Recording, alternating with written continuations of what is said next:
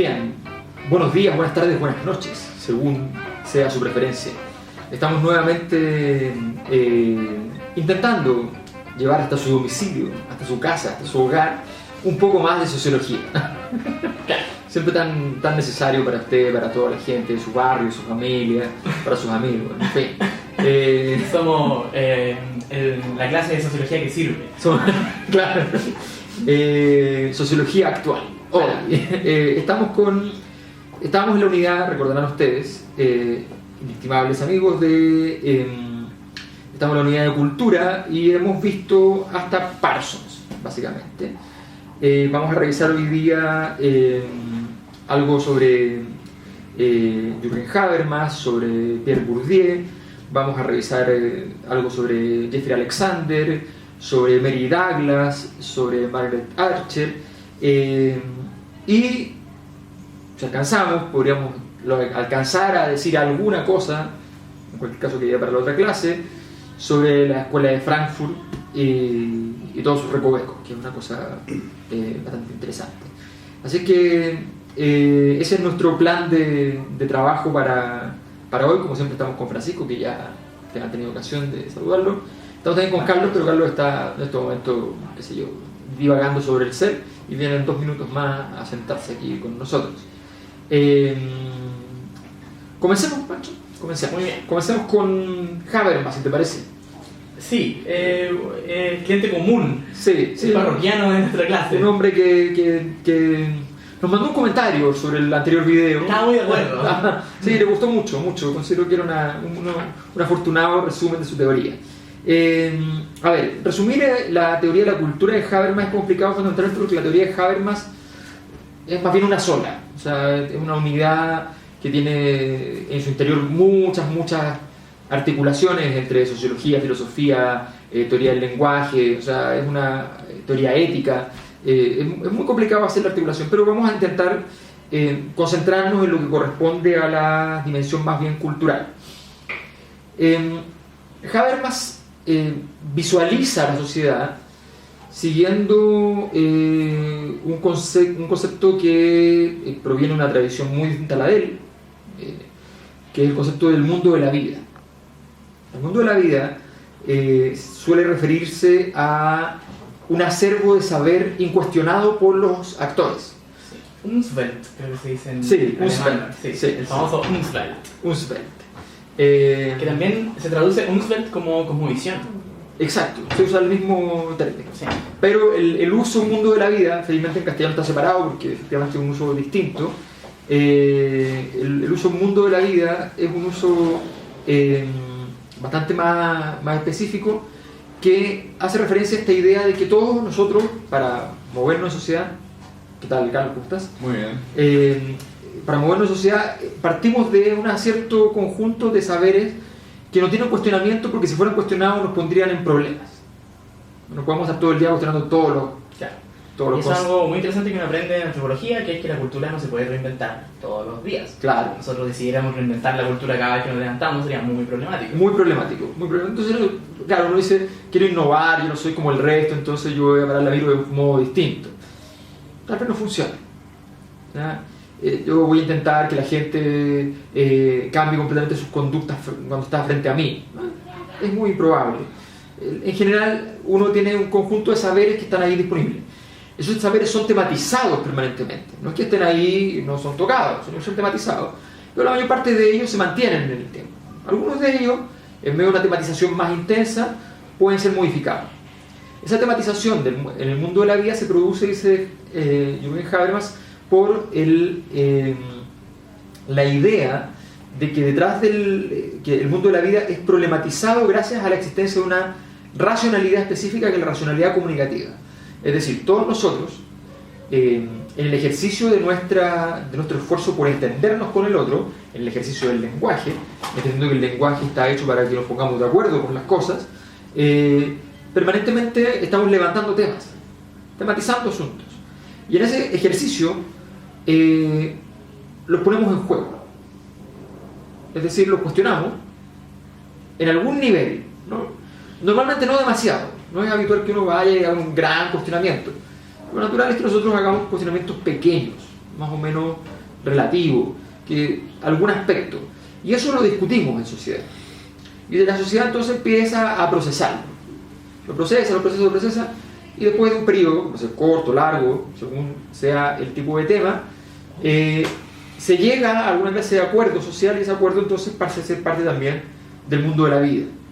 La cultura está permanentemente en este juego, ¿verdad? Él lo llama a este tipo de racionalidad, la racionalidad comunicativa, y al tipo de acción, la acción comunicativa, que es la acción emprendida simplemente para negociar las pretensiones de validez. ¿Me explico? Es decir, es el tipo de acción que está orientada a que todavía no nos pongamos a discutir sobre el fondo, sino que es la discusión que se hace todavía para definir cuáles serán los términos en los cuales vamos a discutir sobre el fondo. Por ejemplo, yo puedo plantear que puedo llegar a la sala y encontrar la sala con mucha gente haciendo mucho desorden porque se pusieron a hacer una performance artística. Yo tengo dos posibilidades, básicamente, puede ser mucho más, pero digamos dos. Puedo juzgar moralmente la situación. Ustedes sabían que había clases, sabían que yo venía, sabían que teníamos que comenzar y ustedes se pusieron a hacer esto, este desorden, ¿ya? Corrección normativa, moral, ¿ya? Y recurro a la moral, les digo a ustedes, bueno, esto no corresponde moralmente. O podría llegar y emocionarme y decir, wow, qué cosa más hermosa lo que están haciendo, ¿ya? Y la discusión ahí se torna si acaso es hermoso o no es hermoso, si es auténtico o no es auténtico, o sea, la dimensión artística, o si es un problema moral, si está bien o está mal hacerlo. Esa es una negociación. Esa negociación nosotros la superamos fácilmente durante la vida cotidiana. Normalmente hacemos la negociación rápidamente y decimos, no, vamos a hablar de si esto es verdadero, de si esto es bueno, o de si esto es bello. Lo hacemos rápidamente. Y pasamos también de un momento a otro también. Muchas veces fácilmente, y a veces alguien dice, no, un momentito, estábamos hablando de si esto era tal cosa. Claro, no estamos hablando ese argumento no tiene que ver con lo que estoy hablando. Exacto. O sea, entonces uno puede ir y decir, le pasó a un famoso artista, que un gran músico contemporáneo, ustedes saben que son la gente que hace exacto, ruido, Va 10 horas y luego se repite, claro. se repite. Sin ofender a nuestros amigos de músicos contemporáneos. Pero es que en verdad Miguel, eso... un gran abrazo, Miguel. Un saludo a Miguel, que hace un poco más de la caricatura que hizo Pancho, ¿verdad? Sí, pero es cierto, hay algo de cierto. Hay música contemporánea que... No, pero son ruidos como la idea es que son disonantes, exacto, como malestar, exacto, no respetan las normas, como no son armónicos. Sí, logré hacer una obra que la gente la producía, tenía que ir al baño. Ah, eres un genio. Claro. Entonces, bueno, él, efectivamente, este músico contemporáneo, el año 2002, de una conferencia de prensa en Austria, iba a hacer un concierto, o algo parecido a un concierto, y dijo, se llama, su nombre era, se murió, el señor Stockhausen, emblemático autor de los años 60 para adelante. Entonces le preguntan por las Torres Gemelas, y él mira a cámara y dice, es la obra de arte más grande de todos los tiempos. Nadie puede imaginar lo que significa que 10 hombres enloquezcan para construir una obra en la cual ellos mismos morirán y entrenen durante 10 años sin parar, demencialmente, aprendan a pilotar aviones, en fin, y puedan hacer una obra en la cual se consumen ellos mismos en la realización de la obra. Gran escándalo mundial, suspensión de los conciertos, suspensión de todos los conciertos para adelante, nunca más hizo un concierto. Se murió deprimido, básicamente, le dio una depresión gigante y enfermedades asociadas a las depresiones gigantes, ¿no? Y se murió a los 2 años porque se acabó su carrera. Porque claro, él no entendió el peso que le estaban dando como artista. Y como artista él dijo, bueno, esto es una obra espectacular, ¿no? Le estaban haciendo una pregunta moral. Entró la esfera. Un ejemplo se equivocó de esfera. Claro, un ejemplo habermasiano. Se equivocó de esfera. Iba caminando y dijo, wow, una pregunta sobre la esfera artística. Este es mi tema, ¿no? Este es mi tema. Habló y de repente toda la gente estaba así como ¿Qué estás diciendo, maldito criminal? Fundamentando y justificando los atentados donde murieron 3.000 personas. O sea, la locura total. Bueno, esa es la distinción moderna de la cultura. La distinción moderna de la cultura, que Habermas logra anclarla en esta visión desde lo micro a lo macro, la distinción moderna de la cultura, a la cual hicimos alusión con Weber, hablando en su excurso de la sociología de la religión, hablando de las esferas culturales que se van configurando.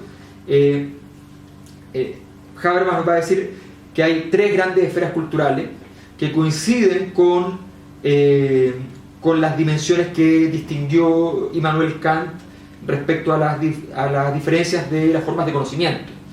El conocimiento científico, el conocimiento, la razón práctica, la moral, las normas de conducta que debemos tener, y el conocimiento artístico, las normas que no son solo la belleza, hay que decir en el caso de Habermas, él, para incorporar de hecho la idea del arte contemporáneo, probablemente él no solo usa la belleza como referente, sino que también la autenticidad expresiva, es decir, la obra de arte es aquella cuyo foco central, o la discusión artística es aquella cuyo foco central está en la capacidad de expresar las propias emociones. Por lo tanto, la cultura en Habermas son un conjunto de esferas que son capaces de articular incluso las pretensiones de validez que pueden tener las conversaciones de las personas. Cada uno de nosotros, cuando conversa, tiene que participar, tiene que definir su participación en alguna de las esferas culturales. No es posible hablar fuera de esa definición. Y para llegar a las esferas culturales existe una acción, que es la acción comunicativa, que es la acción que simplemente es emprendida con el único objetivo de ser comprendido. Esto es algo importante, porque esto excluye, por tanto, en la acción comunicativa excluye toda acción estratégica o instrumental. Claro, que era el patrimonio que había iniciado el tema de la intención del hablante. Exacto. El estudio lingüístico de la intención del habla, que es contemporáneo, o sea, no me acuerdo exactamente el año, pero es bastante moderno, digamos, sí. Los autores se dieron cuenta que existe una intención del hablante de lograr alguna cosa que no está necesariamente contenida en el objetivo ilocucionario. Claro. Exacto. No me acuerdo cuál es el autor. Perlocucionario, ¿no? Perlocucionario cuando performativo, claro. No me acuerdo cuál es el autor, pero es famoso el que inicia el... Peirce. ¿Es Peirce? No es Seattle. No, la teoría de los actos de habla. La teoría de actos de habla es de Seattle. No, es de... No, ¿cómo se llama? Con A. Es... Ahí sea. ¿En serio? Puedo Wow. buscarlo aquí. Sálvame, Habermas. Sí, la lingüística no es una de nuestras especialidades. Austin. Ah, la teoría de los actos de verdad. habla de Austin. Sí, entonces si habla de ser el que hizo la de la intención del hablante. Exacto. Sí, es famoso. Aquí está. Ahí. ¿Es cierto? Sí, ¿Es cierto? sí. No un Sí. cantante, no. Aquí tenemos respuestas. Wow. Puras respuestas. Habermas tiene todo así como Habermas. Dime qué quiero saber. Mira, todo lo que ustedes ven aquí son respuestas.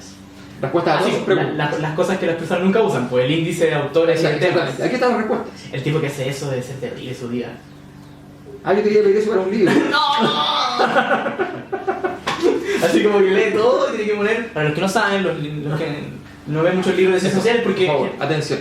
los libros de ciencias sociales tienen. Los una buenos cosa- libros sociales. Sí, es verdad. Sí. Los más caros, además. Los más caros. Tienen una cosa que se llama índice de temas y de autores. A veces los separan, otras veces los Sí. juntan. Tiene que ser onomástico, en este caso son solo autores.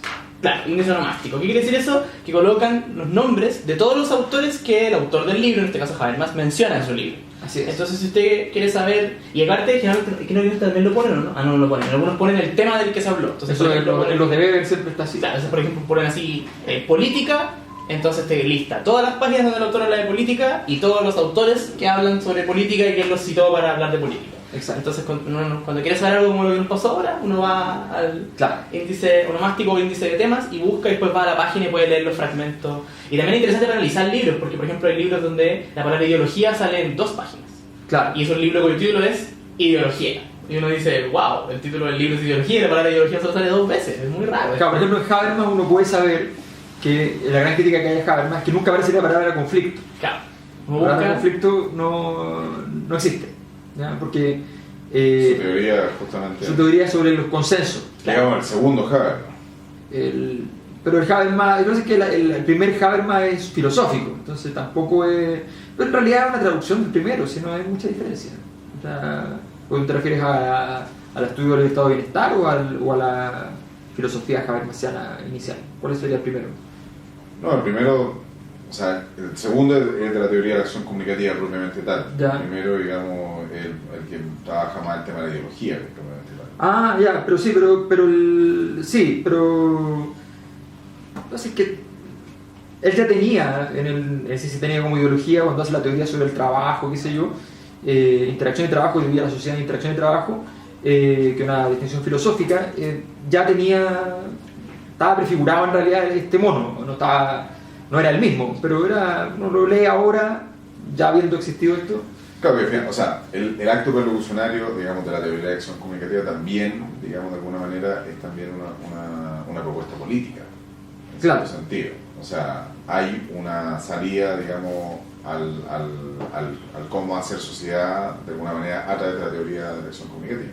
O sea, de hecho, toda la teoría de la democracia liberal, la primera ola de teóricos de la democracia liberal son habermasianos. Sí, El gran grueso, diría yo. sí. Sí, porque su teoría política es una teoría de democracia deliberativa. Claro. Entonces es una teoría en la cual la gente Se puede poner de acuerdo. se puede poner de acuerdo y puede construir democracia a partir de ese acuerdo. Claro. Siempre y cuando se cumplan unas cosas imposibles de cumplir, en todo caso. Dice. Universales, digamos. O sea, la producción de bueno, ahí vienen dos grandes temas. Uno es que, políticamente, si todos nosotros logramos ejecutar la acción comunicativa permanentemente y nos ponemos de acuerdo, entonces negociamos los criterios de validez y qué sé yo, vamos a llegar a universales, a convicciones universales. Por ejemplo, él dice que la sociedad moderna ha llegado a dos grandes universales: la teoría de los derechos humanos, uno, y la democracia, otro, que él no los describe como teorías ni como regímenes políticos, lo describe como valores. Claro. ¿Ya? Que en el fondo igual tiene sentido en la lógica de que en la vida cotidiana las personas funcionan como Como valores, claro, ¿no? Las personas hablan de democracia en general, no se imaginan un estado con burócratas contando votos Claro. y jurisdicciones territoriales, se imaginan un valor, por el valor de la libertad de expresión, de la participación política. El mismo principio con... Bueno, en Chile la gente no dice democracia y la gente se imagina tipos recibiendo dinero de empresas. Bueno, claro, pero es que Chile es un país muy... Es una democracia de más intensidad, pues, usted sabe. Sí, bueno, en fin. Estamos clasificados ahí en un Sí. índice. Sí, sí. Estamos cerca de otro país. Estamos en el país que está al lado de nosotros en el índice, es un país... ¿Cuál era? Bueno, pero Kuala Lumpur. algo así. Bueno, así que sí, él tiene esta idea de que de alguna manera desde la discusión basal esto va a ser capaz de ir llegando a ciertos valores que se transformen en universales. Y esos universales, amplificados por el espacio público, van a ser capaces de llegar a transformarse en la política propiamente estatal. O sea, el espacio público agarra estas conversaciones que ocurren en el mundo de la vida, las eleva y llegan al sistema político, el sistema político las procesa y dice, bueno, tomemos decisiones que permitan satisfacer los requerimientos de estas conversaciones. ¿No? Las tematiza en forma de, no quiero decir demanda porque una noción más parsoniana, que es la idea de que está planteando Habermas, que es más elegante, digamos, pero para resumir sería algo así como los requerimientos de la ciudadanía tematizados en forma de grandes conversaciones y grandes acuerdos llegan al sistema político a través del espacio público. El proceso que permitió llegar a este lugar seguía Weber aquí, el desencantamiento de las imágenes religioso-metafísicas del mundo. O sea, es el proceso mediante el cual las imágenes del mundo fueron perdiendo elementos religiosos y fueron ganando entonces forma lo que él llama las estructuras de conciencia moderna. O sea, la conciencia moderna no es solo una forma de...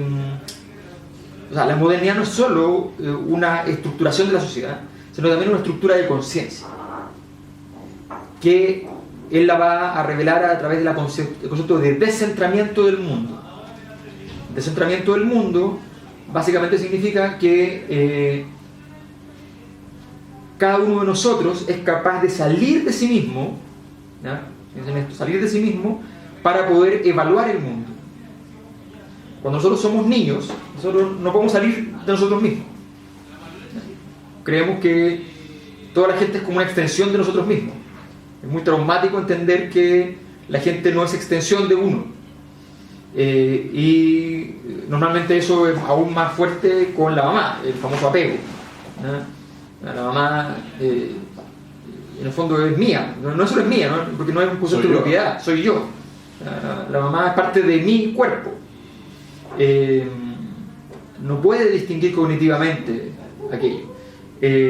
La idea de que el mundo se empieza a descentrar y que no todo confluye en un solo punto. La imagen centrada del mundo al principio es el yo, pero después puede ser centrada en Dios, por ejemplo. Todo confluye en Dios. Por eso el monoteísmo, ¿ya? Es tan fuerte, porque el monoteísmo significa que todos los elementos confluyen en una sola gran divinidad. Y eso también es una forma centrada del mundo de ese Habermas. Y va a decir, bueno, lo que hay es un proceso de descentramiento del mundo, en el cual empieza a surgir un mundo en el cual las imágenes del mundo pueden ser diferenciadas. Hay imágenes del mundo para esto, imágenes del mundo para esto, entonces Hay muchos centros. hay muchos centros. Y ahí empieza la diferenciación de la esfera. Así es. Voy a citar brevemente a Habermas. Siempre el lenguaje de Habermas es tan ameno. Súper. Punto 2 del capítulo 4 de Versículo.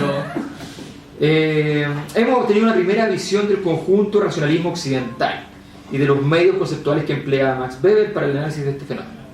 Esto nos ha permitido comprobar cómo Weber considera la diferenciación de las esferas culturales de valor como clave para la explicación del racionalismo occidental y cómo entiende a su vez esa diferenciación como resultado de una historia interna, como el resultado de la racionalización de las imágenes de mundo.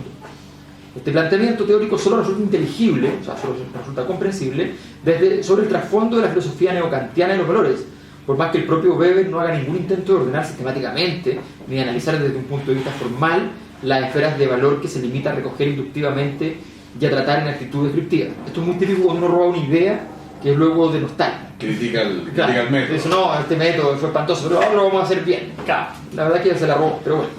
Vamos a sistematizar algo que... Para no errar de antemano el blanco de la teoría weberiana de la racionalización, conviene recurrir al concepto filosófico realización de los valores para aclarar mediante él el concepto de órdenes de vida, Lebensordnungen.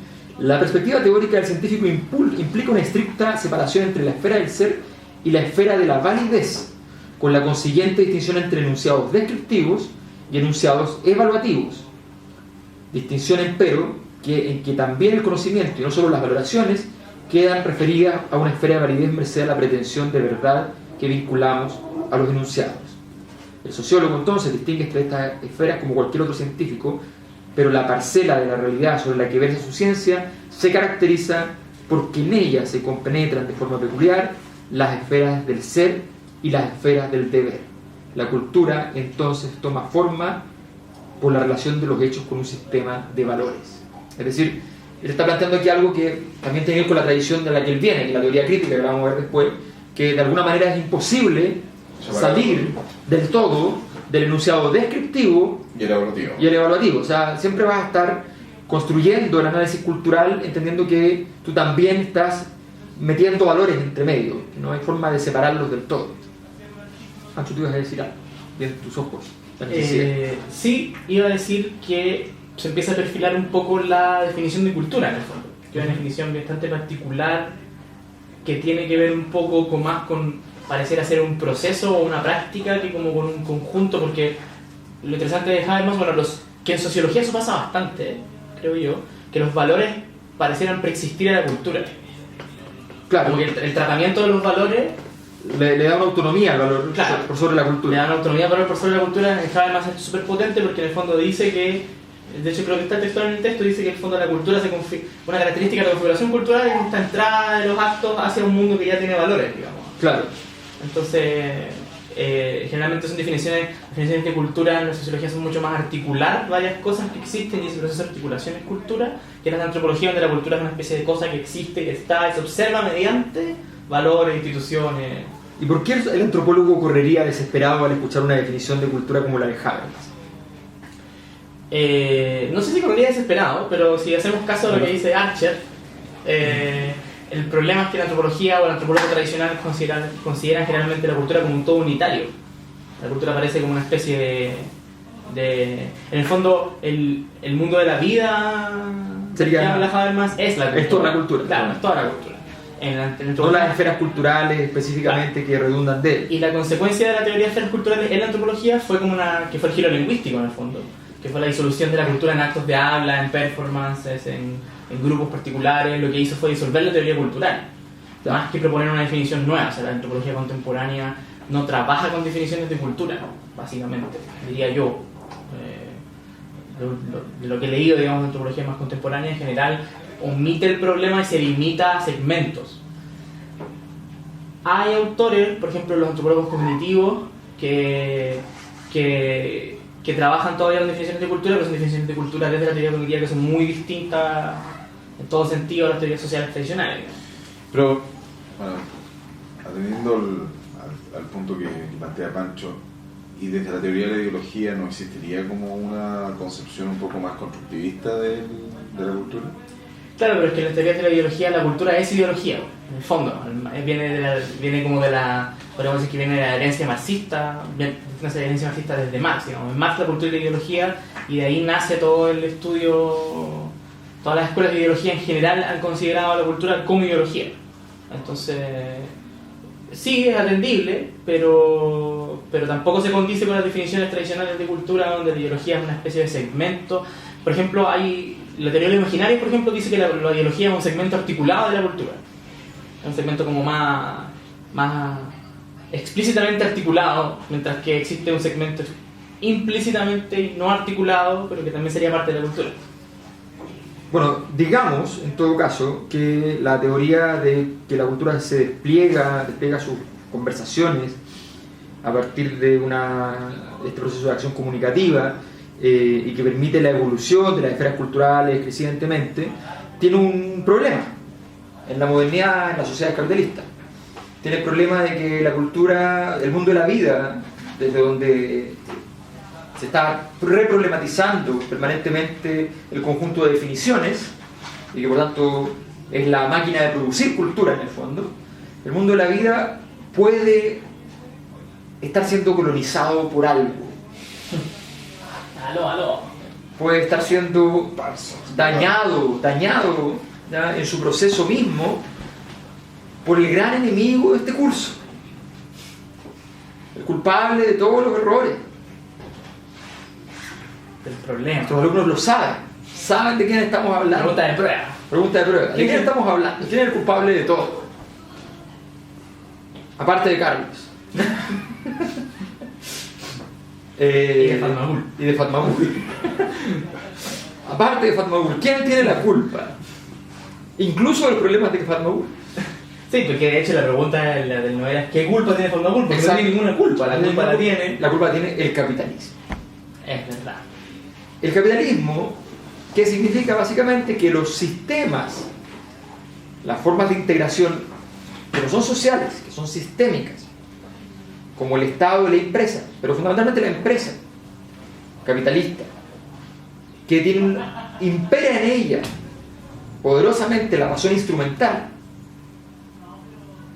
es decir, las empresas, se suele señalar, no tienen alma, dicen, necesitamos despedir trabajadores porque hay una crisis espantosa. Pero ¿cómo va a dejar la gente justo ahora sin trabajo? ¿Y qué quiere? ¿Que ahora justo yo ahora me haga cargo de la gente? Yo no soy el Estado, vayan a buscar al Estado. Entonces hay racionalidad instrumental ahí. El problema es que la racionalidad instrumental, dice Habermas, tiende a ir a colonizar al lugar donde no debe. Es decir, tiende a ir al mundo de la vida y a penetrar con sus lógicas. Por ejemplo, formas de colonización. Cuando alguien hace pasar como una acción comunicativa algo que en realidad está en su interés. ¿Quién hace eso? ¿Quién hace eso? Así como... Tanta desconfianza. Oye, ¿vas a hacer algo en la tarde?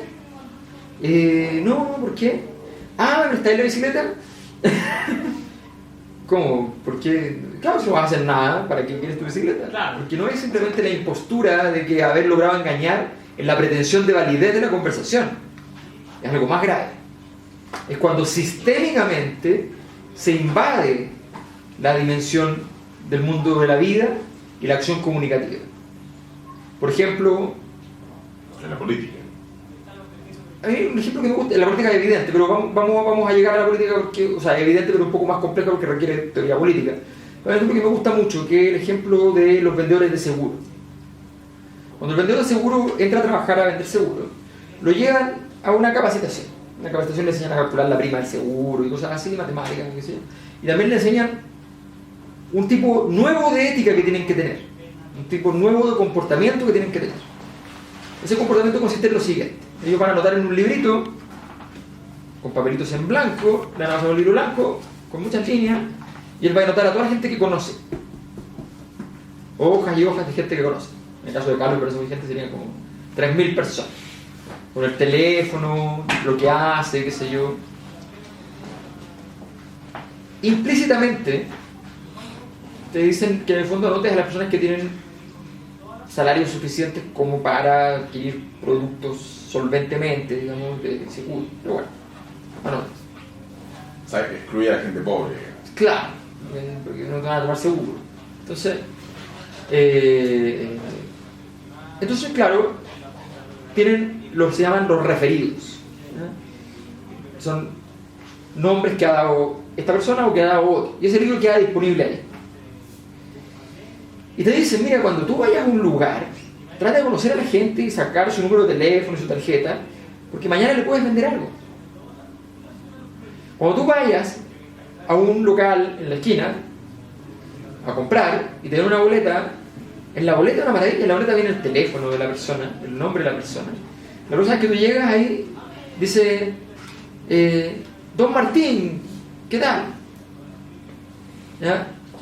Y el tipo te viene y te dice, yo no soy Don Martín. Ay, perdón, me equivoqué, Don Martín, ¿dónde está? No, él está, qué sé yo, ¿y tú cómo te llamas? Tanto, tanto, ya, ok, otro. ¿Ya?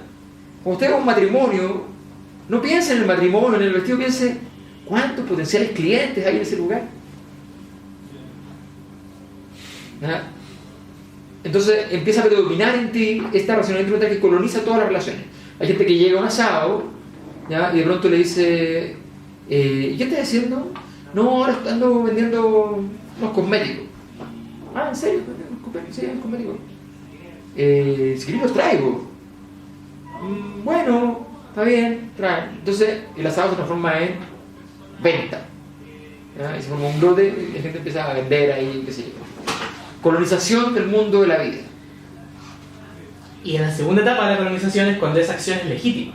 Además, Porque aquel que lo hace no es una persona desagradable que trae sus productos, sino claro, que dice, oye, qué esforzado es, claro, qué emprendedor. el gran la gente emprendedor busca ayudar porque está tan legitimado la persona que emprende y vende y comercializa sus relaciones sociales, exacto, que la gente lo considera bueno y dice, pero qué habilidoso, sí, No, y qué además- entusiasma. y además comprar pasa a ser algo tan agradable, pasa a ser agradable en sí. Una cosa muy notable de la sociedad contemporánea es que, por ejemplo, tú antes comprabas algo para disfrutarlo, ahora compras algo para disfrutar la compra y después cuando llegas a tu casa ya no te interesa el objeto. De hecho, teoría del marketing. Claro, exacto. Entonces, en el fondo, además es agradable el momento porque estábamos solo en un asado donde solamente conversábamos y de pronto Hay vamos a compras. comprar, Ese negocio, claro. vamos a hacer compras. Exacto. Y aparte la gente dice, quizás puedo pedir descuento, es más barato. Exacto. Y la racionalidad instrumental colonizó la relación y se legitimó a sí misma en ese En un momento. procedimiento. Y en un momento tú le dices, bueno, pero en todo caso tú también puedes trabajar conmigo, porque esto es una estructura piramidal. Claro. Oh, y ahí aparecen los quesitos. Los quesitos, claro. No, mira, tú vendes una inversión de 90.000 pesos de entrada. 90.000 Exacto. pesos de entrada y puedes ganarte 500.000. O sea, el piso son 150.000 pesos, no te preocupes de nada. Yo gano, por supuesto, 500.000 pesos, pero. Claro, y tú vendes, y si tú consigues otros para la pirámide, tú te quedas con un fragmento y de lo que venden los otros, yo me quedo con un fragmento de lo que vendiste tú, de lo que venden algunos de los otros, y eso sucesivamente es todo un sistema de pirámide. Bueno, pero sin ir más lejos y atendiendo un tema que está muy en boga actualmente, la Teletón. ¡Wow! Vamos a hablar a favor o contra la Teletón, Carlos. Este es un momento muy polémico. Ok, Teletón. O sea, la Teletón justamente utiliza elementos del mundo de la vida, Ya, son claro. justamente la compasión, Sí. la capacidad de empatía que pueda tener la gente, de sentir digamos, el dolor ajeno, sentir cómo sufre ese niño, y finalmente se soluciona digamos, esa ecuación moral a Así, través de lo... así. Permiso, ya quiero solucionar este dolor, salvarlo, acabar con el dolor. Y voy y digo, entonces voy a dar 10.000 pesos. Wow, y tenía 10.000 pesos en el bolsillo. Wow. Tenía 10.000 pesos en el bolsillo. No, tu sueldo no ha sido pagado. Exacto. Y finalmente, claro, o sea, Don Francisco... Y Don Francisco bendice. Exacto. Y listo. Hay un acto, o sea, se utilizan finalmente herramientas que son propias de la acción comunicativa en función de otro tipo de intereses que están justamente escondidos, que son propios del sistema, del mundo de los sistemas, o sea, de la esfera de los sistemas, y finalmente lo que se provoca es que hay un montón de evasión de impuestos gracias a la ley de donaciones, qué sé yo. Claro, hay una lógica instrumental que la gente no detecta porque cree que efectivamente es la lógica de la caridad habitual, como si fuera un mendigo o incluso el bingo que se hace en la esquina para poder ayudar a una persona del barrio que tiene un problema grave, tuvo un accidente, una enfermedad, qué sé yo, y se hace un bingo y la gente cree que esto es como equivalente. Y no es un equivalente, las empresas van y dicen, a ver, entonces nosotros vamos a dar 1.000 millones, ya, 1.000 millones, plan de marketing, 1.000 millones, y se pone los 1.000 millones dentro de la planificación del año. Entonces ahí está, nos da 1.000 millones, ya, rentabilidad de estos 1.000 millones, mucho más obviamente que cualquier campaña publicitaria, que costará 300 o 400 millones, por lo tanto una buena inversión, ya, el dinero se saca además de las ventas del producto mismo, la sobreventa por el llevar el logo Teletón, en fin. Entonces tú haces un cálculo, la empresa hace un cálculo y dice y mi legitimidad, mi imagen de marca, mi esto, mi lo otro, mi aquí, mi allá. Ya, entonces es una inversión. Y mientras tanto nosotros pensamos que es una relación armónica, que es una relación... Hay gente más al pensar que piensa cosas espantosas, como que se llama plata para la casa. Pero eso no es el punto es que la colonización no es robo, la colonización es un fenómeno, es un proceso, es parte de la sociedad contemporánea. Claro, y es una de las tesis centrales de Habermas, eso es importante decirlo. Uno de los grandes aportes de Habermas efectivamente es la tesis de la relación entre la racionalidad instrumental y la colonización que hace del mundo de la vida. Que es en realidad proyectar la idea de la jaula de hierro weberiana a prácticamente todos los procesos interaccionales entre lo sistémico y la dimensión de lo social. Él toma en el fondo la teoría de Parsons de que hay una dimensión que es la integración social y una dimensión que es la integración sistémica, y la integración sistémica tiende a presionar a la baja, entre comillas, en términos de la bolsa, a la integración social. A medida que crece las cotizaciones en bolsa de integración sistémica, destruye la integración social. Ahora, para que se entienda en términos muy simples, la integración sistémica se refiere a la integración de los sistemas, que por lo tanto no es... digamos, no hay quesitos. Claro, no hay quesitos, o sea, no hay comunicación, no hay sujetos. ¿Podrías explicar la teoría de los quesitos ya que la has citado 2 veces, por favor?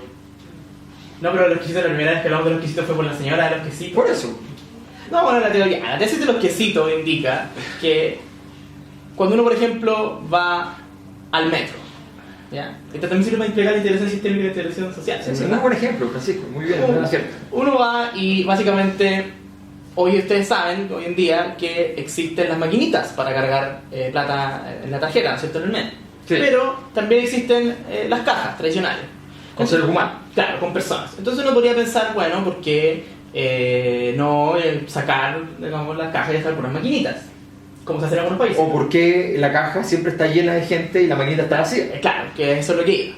Porque efectivamente muchas personas prefieren la interacción humana, ¿no es cierto? Y eso es lo que se conoce como la tesis de los quesitos. La tesis de los quesitos indica que muchas personas operan bajo el supuesto de que uno va a ir y va a apelar a la humanidad de la burocracia, en el fondo, y va a conversar. Y yo le puse la tesis de los quesitos porque, oye, pero le traje un quesito del campo, que es muy rico, y no sé qué, cómo está su familia, cómo están sus hijos, y uno habla en esta ventanilla, interactúa. ¿Cómo se llama usted? Y después te acuerdas de acción comunicativa. Claro, entonces en el banco, entonces, por ejemplo, uno esto lo ve en la vida cotidiana en la gente de más edad. La gente de más edad cuando va al banco, por ejemplo, a cambiar un cheque, no toda por supuesto, pero pasa, a mí me ha pasado, está en la cola y se ponen a hablar con el cajero. hola, ¿cómo está usted? Lo que pasa es que me atrasé porque me pasaron la pensión, pero fíjese usted que y el cajero nos mira y es como, ¿por qué interactuamos? Esto es muy raro. Claro, porque esa gente viene de una generación donde todo se solucionaba con quesitos. Es la generación de los quesitos, ¿no? La gente se llevaba y se traía quesito, se regalaba quesito y la gente... Pero hoy en día generalmente los procesos están más... Los quesos se compran en el supermercado. Exacto, uno no va al campo a buscar un queso, lo compra en el supermercado. La gente ni siquiera sabe de dónde viene el queso. Claro, piensa que nace de los árboles. Entonces, efectivamente, eso también, dejándole el ejemplo, digamos, de los quesitos, tiene que ver con la integración social e integración sistémica.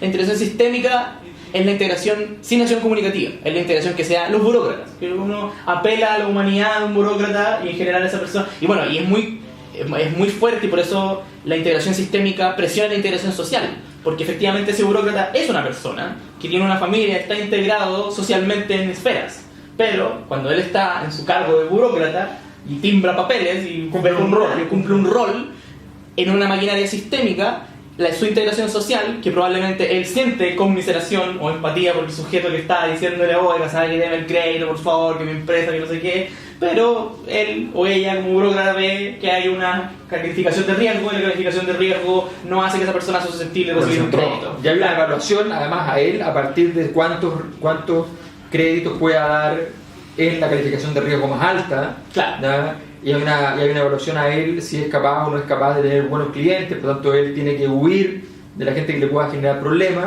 claro. Y porque finalmente le va a significar menos sueldo y va a llegar a su casa con menos dinero y los niños llorarán.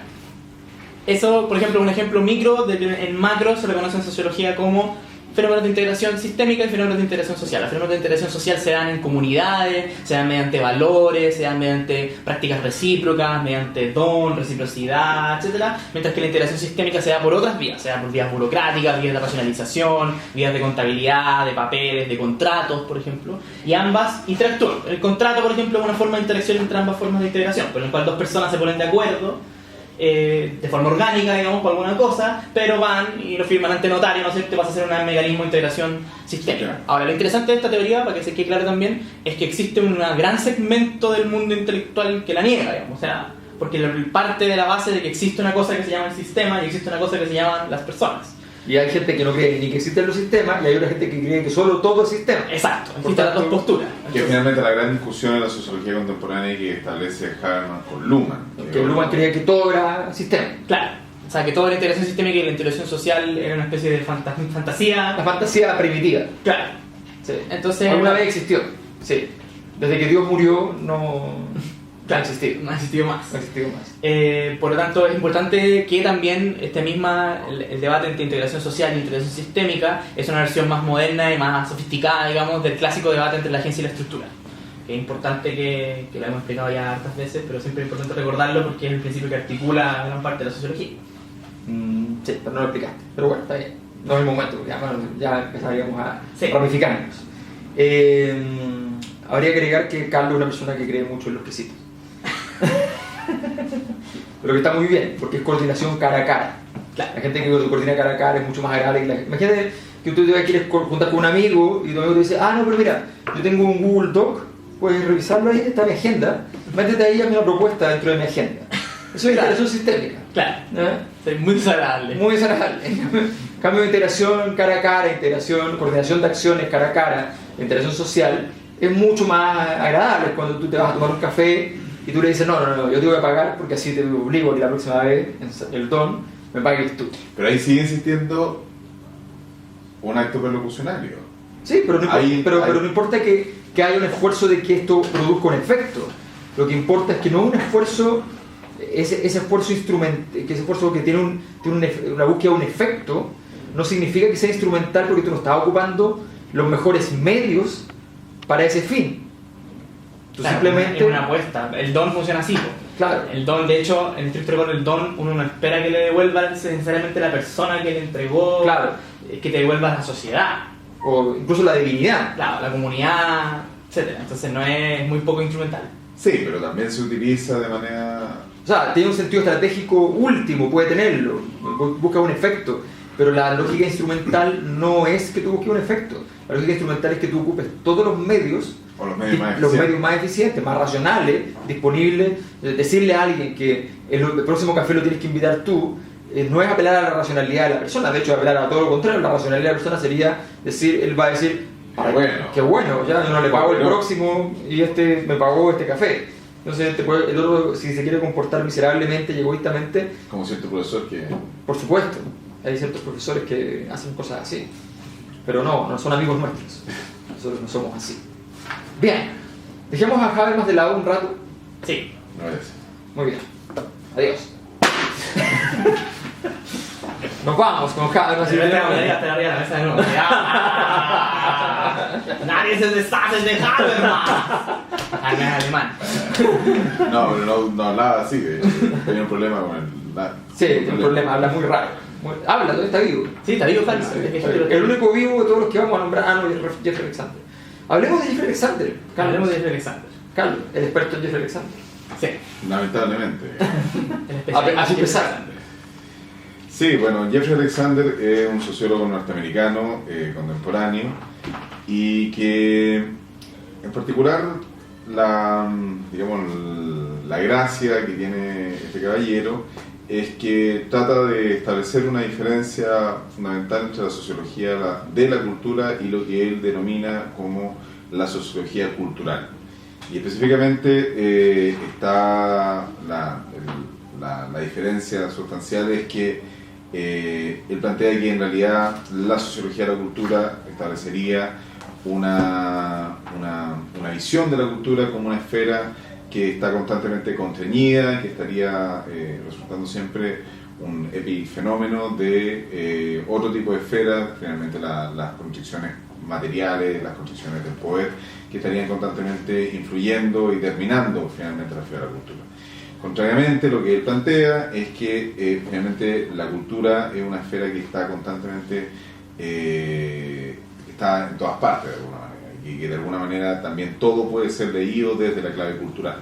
Y su postura más, digamos, más importante en términos ya metodológicos y en la visión que él establece, es que finalmente la cultura puede ser leída como un texto. Y de acá es que recoge finalmente una corriente de pensamiento y específicamente una corriente epistemológica que es la hermenéutica, y que justamente comienza a tratar la realidad como un texto que puede ser leído y que a partir de eso se puede ir recogiendo distintas visiones de la realidad.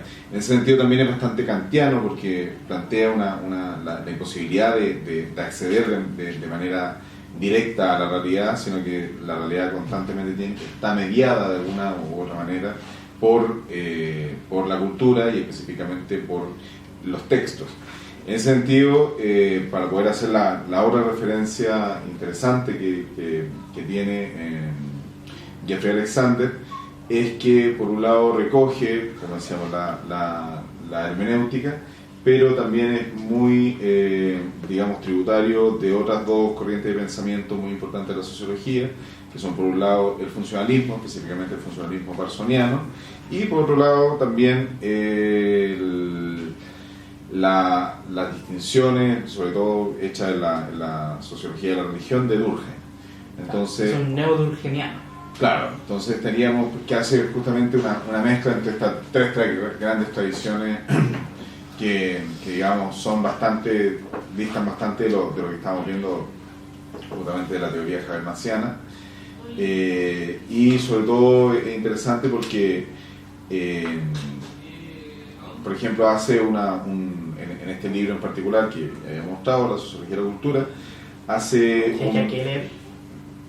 para el curso, y es interesante porque en algún momento él plantea una revisión de la sociología, por ejemplo, de los distintos discursos que han existido con respecto a la modernización. Y eso es muy interesante porque finalmente plantea una revisión de las teorías de la modernización como finalmente una teoría, o una de las formas, un planteamiento como el planteamiento más importante para poder aplicar su postura metodológica. O sea, es decir, para poder entender la modernización nos podemos remitir específicamente a lo que se ha escrito, lo que se ha dicho y cómo se ha pensado la modernización.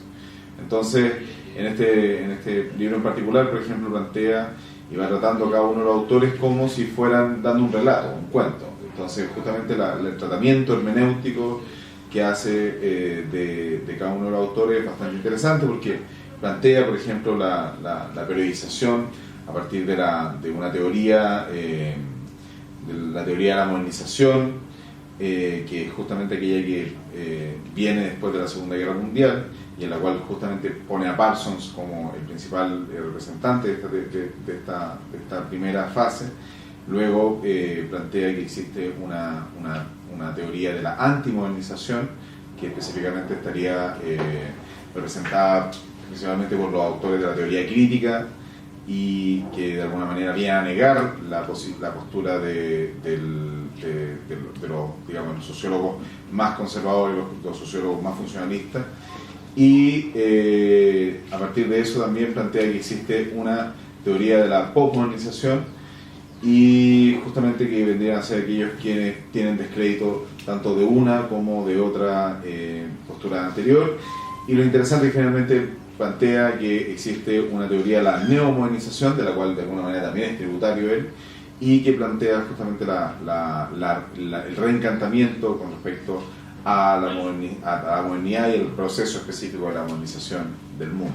Entonces, en términos de la sociología y específicamente el tratamiento de la cultura, es bastante interesante este autor, pero muchas veces se sitúa más bien como un glosador de otros autores, justamente a partir como de la postura que tiene de poder leer siempre el mundo desde cómo se ha leído, digamos, que es una observación más bien como de segundo orden, o sea, observar cómo se ha observado. Y construir los relatos para entender su lógica. Para poder entender la lógica y cómo finalmente el mundo se estructura a partir de esos relatos. Entonces, es interesante porque finalmente también este autor nos permite entender y entrar a la sociología contemporánea, y es muy interesante también porque, o sea, interesante entre comillas, porque gran parte de sus planteamientos teóricos no son muy originales, sino que más bien vienen justamente de empezar a glosar, digamos, y resumir y sistematizar a otros autores. Y a partir de eso es que justamente él plantea, bueno, aquí hay un programa que es interesante esto es lo que se ha escrito, pero esto es un programa, por ejemplo, débil de la cultura, que es lo que plantea, por ejemplo, con respecto a Bourdieu, y dice que finalmente Bourdieu, al separar, por ejemplo, las distintas esferas y finalmente la teoría de los capitales, sigue teniendo una visión de la cultura como una esfera que estaría en última instancia siendo determinada por las otras esferas materiales y del poder. Y en cambio lo que plantea justamente es este otro programa fuerte, que él plantea que es finalmente un programa en el cual se tendría que ver a la cultura como un texto que está, digamos, atravesando transversalmente a la sociedad.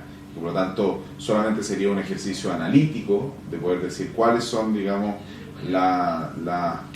los textos que existen, y después finalmente se podría volver a hacer. Lo más importante es hacer una lectura de los textos que contendrían específicamente la cultura, y como última fase, pero una fase que no tiene mucha importancia, sería finalmente determinar cuáles han sido los intereses y las fuerzas que serían externas a la cultura que estarían influyendo en ella. Pero es finalmente un ejercicio posterior, siendo el central justamente la lectura de la cultura como un texto. Claro, cuando la cultura es un texto, uno puede hacer el ejercicio de pensar que la cultura no tiene por qué estar enganchada con el resto de las dimensiones de la sociedad. Exacto. No habría una esfera cultural en el fondo. Entonces, por ejemplo, aquí tenemos un texto de Patrick Bert y Felipe Carreira, dicen sobre Alexander: la sociología cultural de Alexander considera el sistema cultural un universo simbólico autónomo que puede estudiarse independientemente de otros sistemas de acción. Dicho de otra forma, esta idea de autonomía cultural significa que la cultura no debe estudiarse como una variable dependiente que se pueda explicar mediante factores externos, sino como variable independiente, un hilo que recorre, que puede sacarse de toda forma social imaginable. El reconocimiento de la autonomía cultural es la característica más importante del programa fuerte de la sociología cultural. Por eso él dice: toda la realidad puede ser leída como un texto, porque no tengo para qué preocuparme de si en esa realidad habían intereses, puedo leer su impacto cultural, su dimensión cultural, sin necesidad de recurrir a ella en la clave marxista de los intereses materiales, en la clave weberiana, que es de los intereses políticos, del poder o también económicos, el problema de la dominación. Se puede ir y recurrir simplemente entendiendo que yo puedo traducir, por ejemplo, para investigar las dinámicas sociales de los Usach, yo podría leer los Usach como un texto, transformar hacer un giro hermenéutico de todos los fenómenos y tratar de traducirlo simplemente a una construcción de un guión, a un texto, y a partir de eso investigar esa realidad textual como si fuera una realidad material, y nunca pretender hacer ni siquiera un acto de conversión. No es necesario. Se puede asumir que simplemente es así. No, basta con hacerlo de ese modo, y sencillamente ustedes tendrán la oportunidad de poder investigarlo. Por eso, por ejemplo, él dice, voy a investigar tal teoría como si fuera solamente no una teoría, sino que un texto, o voy a estudiar tal caso histórico como si fuera un texto. No hay ningún problema en ese sentido. Sí, en particular hay dos cuestiones que son interesantes con respecto a las herencias de las que viene, y es que finalmente en su postura y finalmente en los planteamientos que él establece, existe una visión bastante conservadora, digamos, de la sociedad, una visión en la cual, por ejemplo, cuando leíamos el tema al excluir de alguna manera los intereses y también las intervenciones que tendrían las otras esferas con respecto a la cultura, también estaríamos viendo que la teoría del conflicto estaría siendo absolutamente desterrada. La teoría de la sospecha también estaría de alguna manera siendo desterrada, porque no habría más allá que lo que está en el texto a lo cual uno tiene que atenerse. O sea, no hay un interés que finalmente sería relevante a la hora de poder finalmente leer y hacer la lectura de ese texto. Y por otro lado es interesante porque el método, digamos, de alguna manera que él va utilizando justamente de ordenamiento de los textos, es la distinción durkheimiana que aparece justamente en la sociología de la religión, que es la distinción básica entre lo sagrado y lo profano. Entonces, que era, comillas, la definición de cultura en Durkheim, ¿no? El principio de distinción entre sagrado y profano. Claro, que finalmente, o sea, que llevándolo al extremo, Durkheim plantea que finalmente la sociedad en su conjunto puede ser entendida a partir de la normatividad como una religión. O sea, que finalmente todo lo religioso es finalmente todas las normas y toda la configuración de la sociedad se establece a partir de elementos que son sumamente parecidos finalmente a cómo la religión establece finalmente una comunidad. Digamos, a partir de la normatividad contemporánea, nosotros podemos decir que justamente el hecho social se constituye a partir de la norma. Y esta norma de alguna manera hace una separación del mundo entre lo que es permitido y lo que no es permitido, y a partir de eso es que Jeffrey Alexander plantea, por ejemplo, un análisis bastante interesante con respecto, por ejemplo, al caso Watergate, ahora que estamos justamente con el tema del Pentagate, que es bastante interesante porque plantea que justamente el hecho último que determina que el hecho de que haya existido un robo por parte de los republicanos a los demócratas, un robo de información en un hotel, que era el Hotel Watergate, no adquiere una relevancia. Son 2 años lo que se demora finalmente en adquirir una relevancia sustantiva con respecto a la sociedad norteamericana, y eso es justamente cuando comienza a a escalar, digamos, el conflicto, hasta que finalmente se toca la fibra más íntima, digamos, de la moralidad cívica norteamericana, que vendría a ser justamente aquello que hace que esto se transforma finalmente en un escándalo.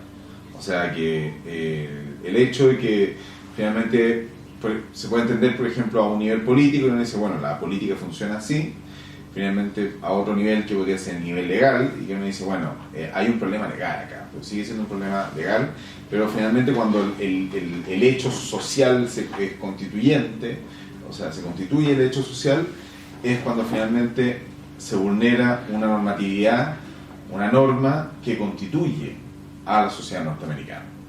Entonces es cuando justamente se logra tocar esa fibra más íntima, más profunda de la sociedad norteamericana, cuando el hecho social es fundamental, digamos. Claro, que en términos de la teoría parsoniana, que la toma ese aspecto, es lo que llama la generalización de los valores, es decir, hay un punto en el cual tal vez los valores no estaban generalizados y por tanto no impactaba. Por ejemplo, cuando en Chile se produce la colusión de la farmacia, los valores sobre el particular no estaban generalizados. La gente lo encontró escandaloso, pero finalmente el escándalo no llegó a mayores. En la medida en que esos valores empiezan a generalizar, probablemente tiempo después es posible que el mismo caso o casos equivalentes, perfectamente equivalentes, o incluso inferiores en daño, en perjuicio, como el caso de los pollos, con el caso de los pollos en cantidad de dinero, por ejemplo, más o menos equivalente al de la farmacia. Claro, Entonces, pero no son remedios. Pero no son remedios, claro. Y uno podría decir, claro, que el caso de la farmacia es mucho más grave, no obstante el caso de los pollos termina con una multa infinitamente más grande. ¿Ya? Claro. Pero en términos morales, lo de la farmacia fue mucho más... Pero en términos morales, pero ojo, la generalización de los valores no es en términos morales, la generalización de los valores es cuánto importa la colusión, no cuánto daño me hicieron ni qué feo la actitud. Por eso, si tú te fijas, el impacto político en la caso farmacia fue menor que el impacto político de los pollos, porque la generalización de los valores ya se estaba produciendo gracias al caso farmacia. Claro. Y en serie de transformaciones es como, los empresarios se coluden, cada vez empieza a importar más, digamos. Claro, a la medida en que es acumulativo, es más grave. Y en ese momento también sale la defensa ideológica, ¿no? Claro, pero o sea, justamente ahí es interesante cómo, de alguna manera, en una primera etapa, se puede pensar, bueno, esto es el que se coludan, que haya colusión, es normal dentro del mundo de la empresa. Luego, que haya colusión puede ser una cuestión que finalmente se riñe con la legalidad. Pero finalmente el tema fundamental es cuando sí, los chilenos y chilenas imputa una ética. Claro, finalmente algo profundo, algo que es constitutivo de nosotros como sociedad. Claro. Y ahí es justamente el tema durkheimiano, o sea, cuando plantea Durkheim que la norma es lo que finalmente constituye la sociedad y aquello que va distinguiendo aquello que está fuera y dentro de la norma, y finalmente aquello que es sagrado y aquello que es profano. Entonces es muy interesante también, por ejemplo, en esos términos ver los rituales de purificación. O sea que cuando se vulnera lo sagrado, finalmente no es solamente lo importante la distinción, sino que también a partir de eso cómo se puede volver a establecer lo sagrado dentro de la sociedad. Exacto. Entonces, a partir de eso no es solamente que es importante que se establezca la culpabilidad, digamos, legal, la culpabilidad jurídica de una determinada situación, de una determinada acción, sino que finalmente tiene que existir un castigo moral. Y ese castigo moral es justamente, por ejemplo, el tema, o sea, llevando a otro extremo, que sería, por ejemplo, el análisis que se puede hacer a partir del lucro en la educación. O sea, ahí también existen distintos niveles, digamos. O sea, cuando existe un primer nivel que es decir, bueno, esto es común, todos sabemos que finalmente se lucra en la educación. Oye, pero por otro lado es ilegal. Pero el asunto no constituye finalmente hasta un hecho social sustantivo cuando finalmente dice el lucro es una cuestión que el lucro en educación en particular es inaceptable como una práctica en términos de la constitución de nosotros como sociedad, la sociedad que estamos, que es la sociedad que existió y la sociedad que queremos construir. Claro, que eso me importa también por el tema de la malentendida utopía en el fondo. Siempre como dice Zizek, la utopía no es el pensamiento de lo que no es posible, sino que es el pensamiento de la salida, el proyecto futuro en el fondo. Claro. No es una cosa, generalmente se tiende a denostar la utopía como un principio de realidad, entonces ¿para qué preocuparnos de esto? Siendo que en verdad, normalmente, claro, la sociedad puede actuar no solo en función de lo que la sociedad es, sino de lo que la sociedad se imagina a sí misma que es, o de lo que quiere ser, que es lo más interesante. Y en ese momento la norma se desplaza al futuro, en el fondo. No tenemos esta norma, pero qué horror que no la tengamos. Creemos, claro. Me voy a permitir entonces cerrar lo de Jeffrey Alexander con una cita al mismo Jeffrey Alexander. Le hemos dedicado más tiempo porque merece un curso de sociología, hay que decirlo con todos sus nombres, con todo el orden de la ley. Un saludo para Jeffrey, una gran persona. Sí, en cuanto a analistas culturales, dice, nuestro método central es interpretativo y nuestro fin consiste en recobrar el significado del texto social. Recobrar el significado del texto social. Es importante retener el adjetivo social en la mente. Nuestro propósito es reconstruir la conciencia colectiva desde sus fragmentos documentales y desde las estructuras constrictivas que ella implica. Para desenterrar las estructuras que componen la conciencia colectiva, que en francés, hay que recordarlo, implica tanto la conciencia como la conciencia emocional y moral. La conciencia se refiere primero con SC y la segunda solo con C, o sea, en primer lugar la conciencia, también el conocimiento, la capacidad de conocer. Aderezamos nuestro esfuerzo interpretativo con una sensibilidad ecuménica que persigue el discernimiento de una variedad de disciplinas. Es decir, él sostiene aquí la importancia de comprender que la idea es recuperar el significado del texto social. Y aquí es muy interesante porque la palabra texto, que en latín es la palabra textum, significa tejido. Y por tanto, cuando uno dice tejido social o texto social, está diciendo la misma palabra, pero él se aprovecha de ese encuentro que permite la revisión del significado original de la palabra texto, para decir, bueno, entonces tejido social y significado están conectados, o son lo mismo incluso. Y por tanto yo puedo reconstruir el texto social, el tejido social, en forma de hermenéutica. Claro. Y con es eso, el argumento más o menos de la hermenéutica en general. es el argumento, claro, que más o menos permite.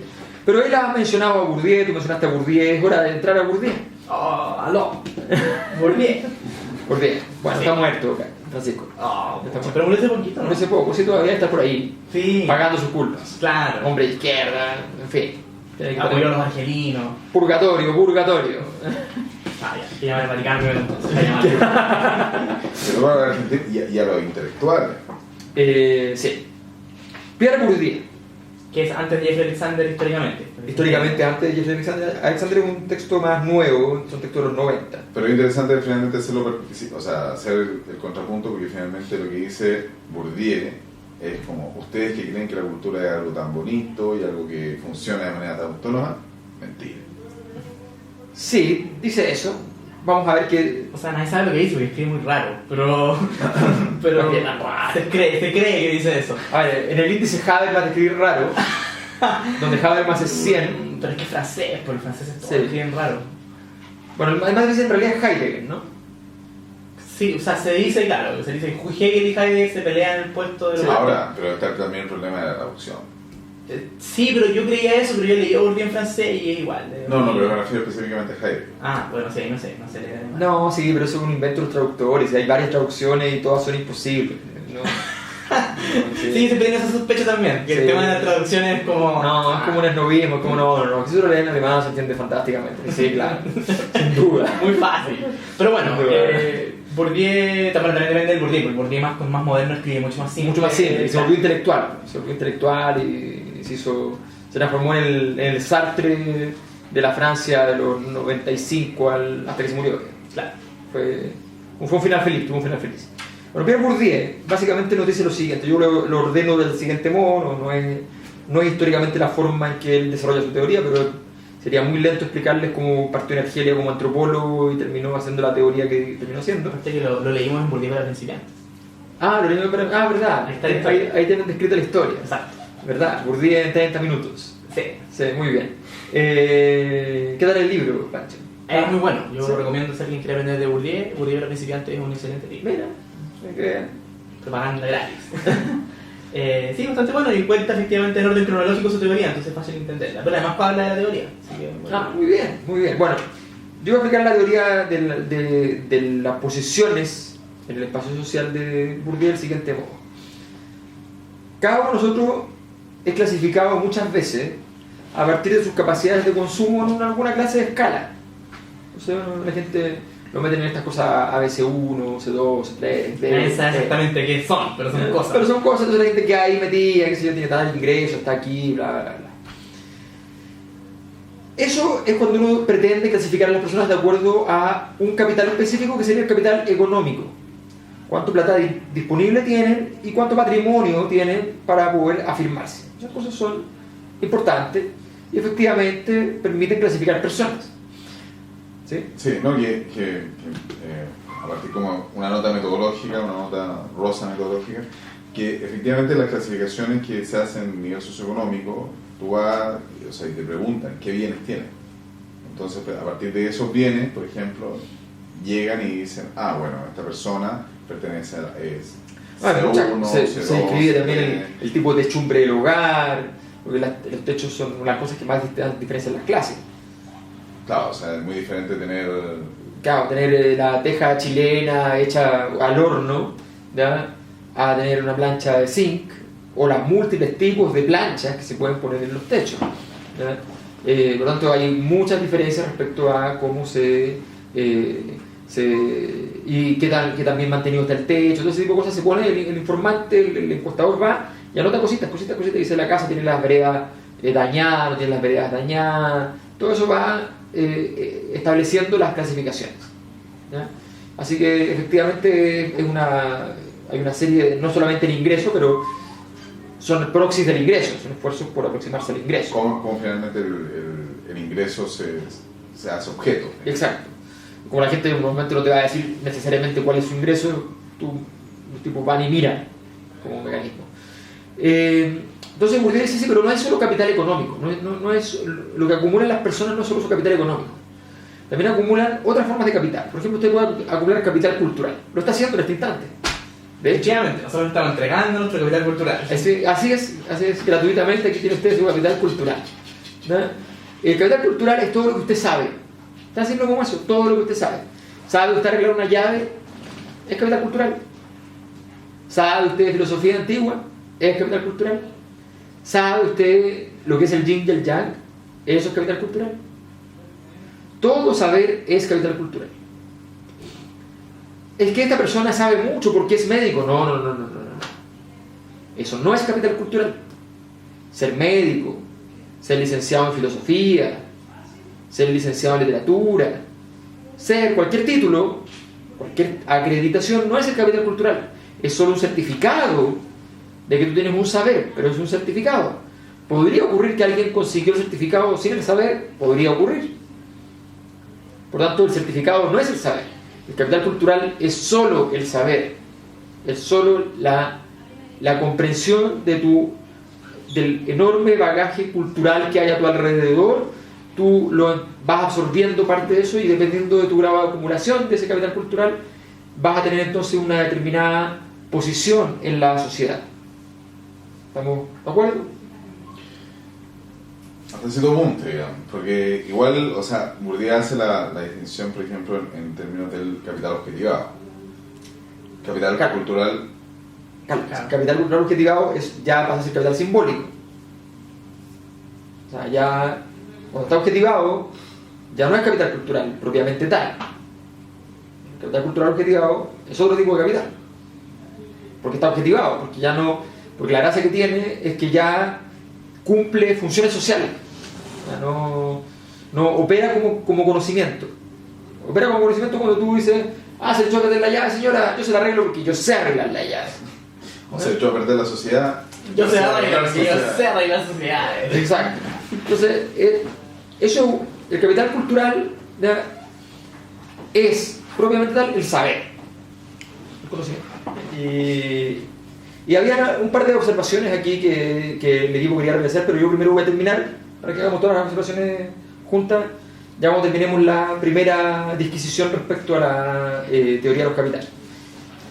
En tercer lugar, hemos nombrado el capital económico, el capital cultural, está también el capital social, que es bastante fácil de entender, que se usa de hecho mucho la noción de capital social para referir a las relaciones sociales propiamente tales. Es decir, cada uno de nosotros tiene alguna clase de capital, alguna clase de recurso basado en el hecho de que conocemos una cantidad de personas.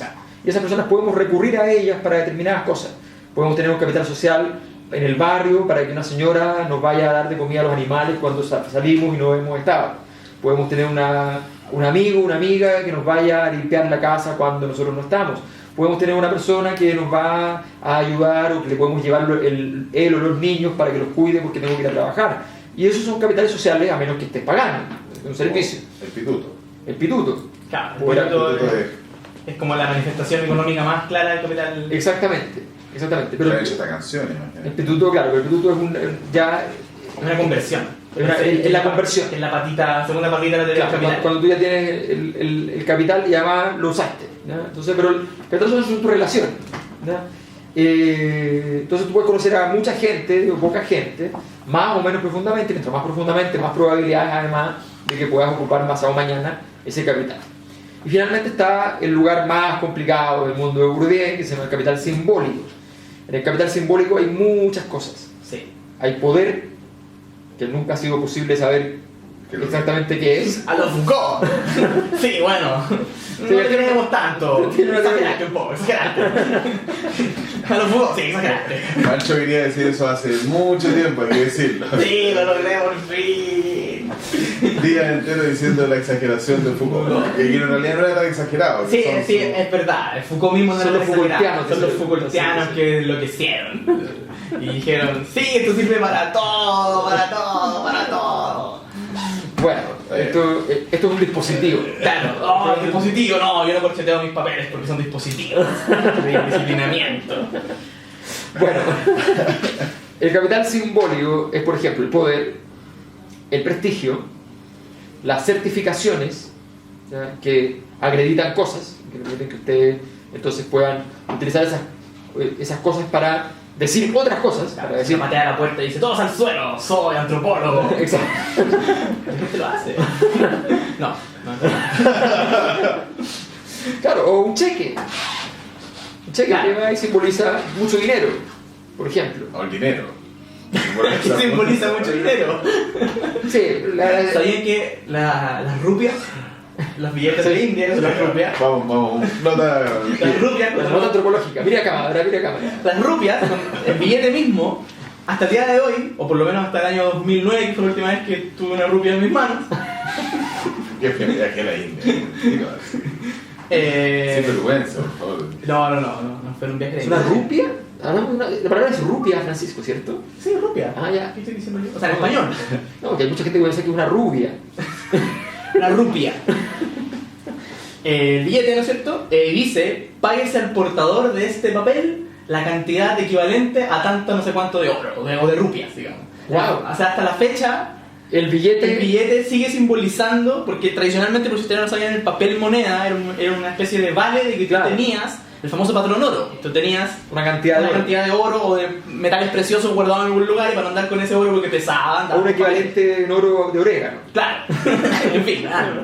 Y tú tenías papeles que lo certificaban. Bueno, efectivamente las rupias todavía no Todavía lo hacen tienen desde el eso. principio y Qué dice, lindo. entonces la gente en lo cotidiano no paga con oro, digamos, paga con las rupias, pero todavía se sigue pensando que tú puedes ir a canjear esto, digamos, Por tu oro. claro, por tu oro, de manera Era todo por lo mi oro menos- que me voy a suicidar. Me voy a morir con él. Claro, entonces de manera simbólica, digamos, las rupias siguen diciendo este principio, digamos. Bueno, ahora imaginemos que cada uno de nosotros tiene una acumulación de capital para cada una de estas cosas. Por ejemplo, puedo tener una acumulación de capital económico mediano, una acumulación de capital cultural, por ejemplo, alto, de capital social bajo, estamos engendrando un monstruo porque casi no existe esa posibilidad, y de capital simbólico, que podría ser lo más monstruoso que podría ocurrir aquí.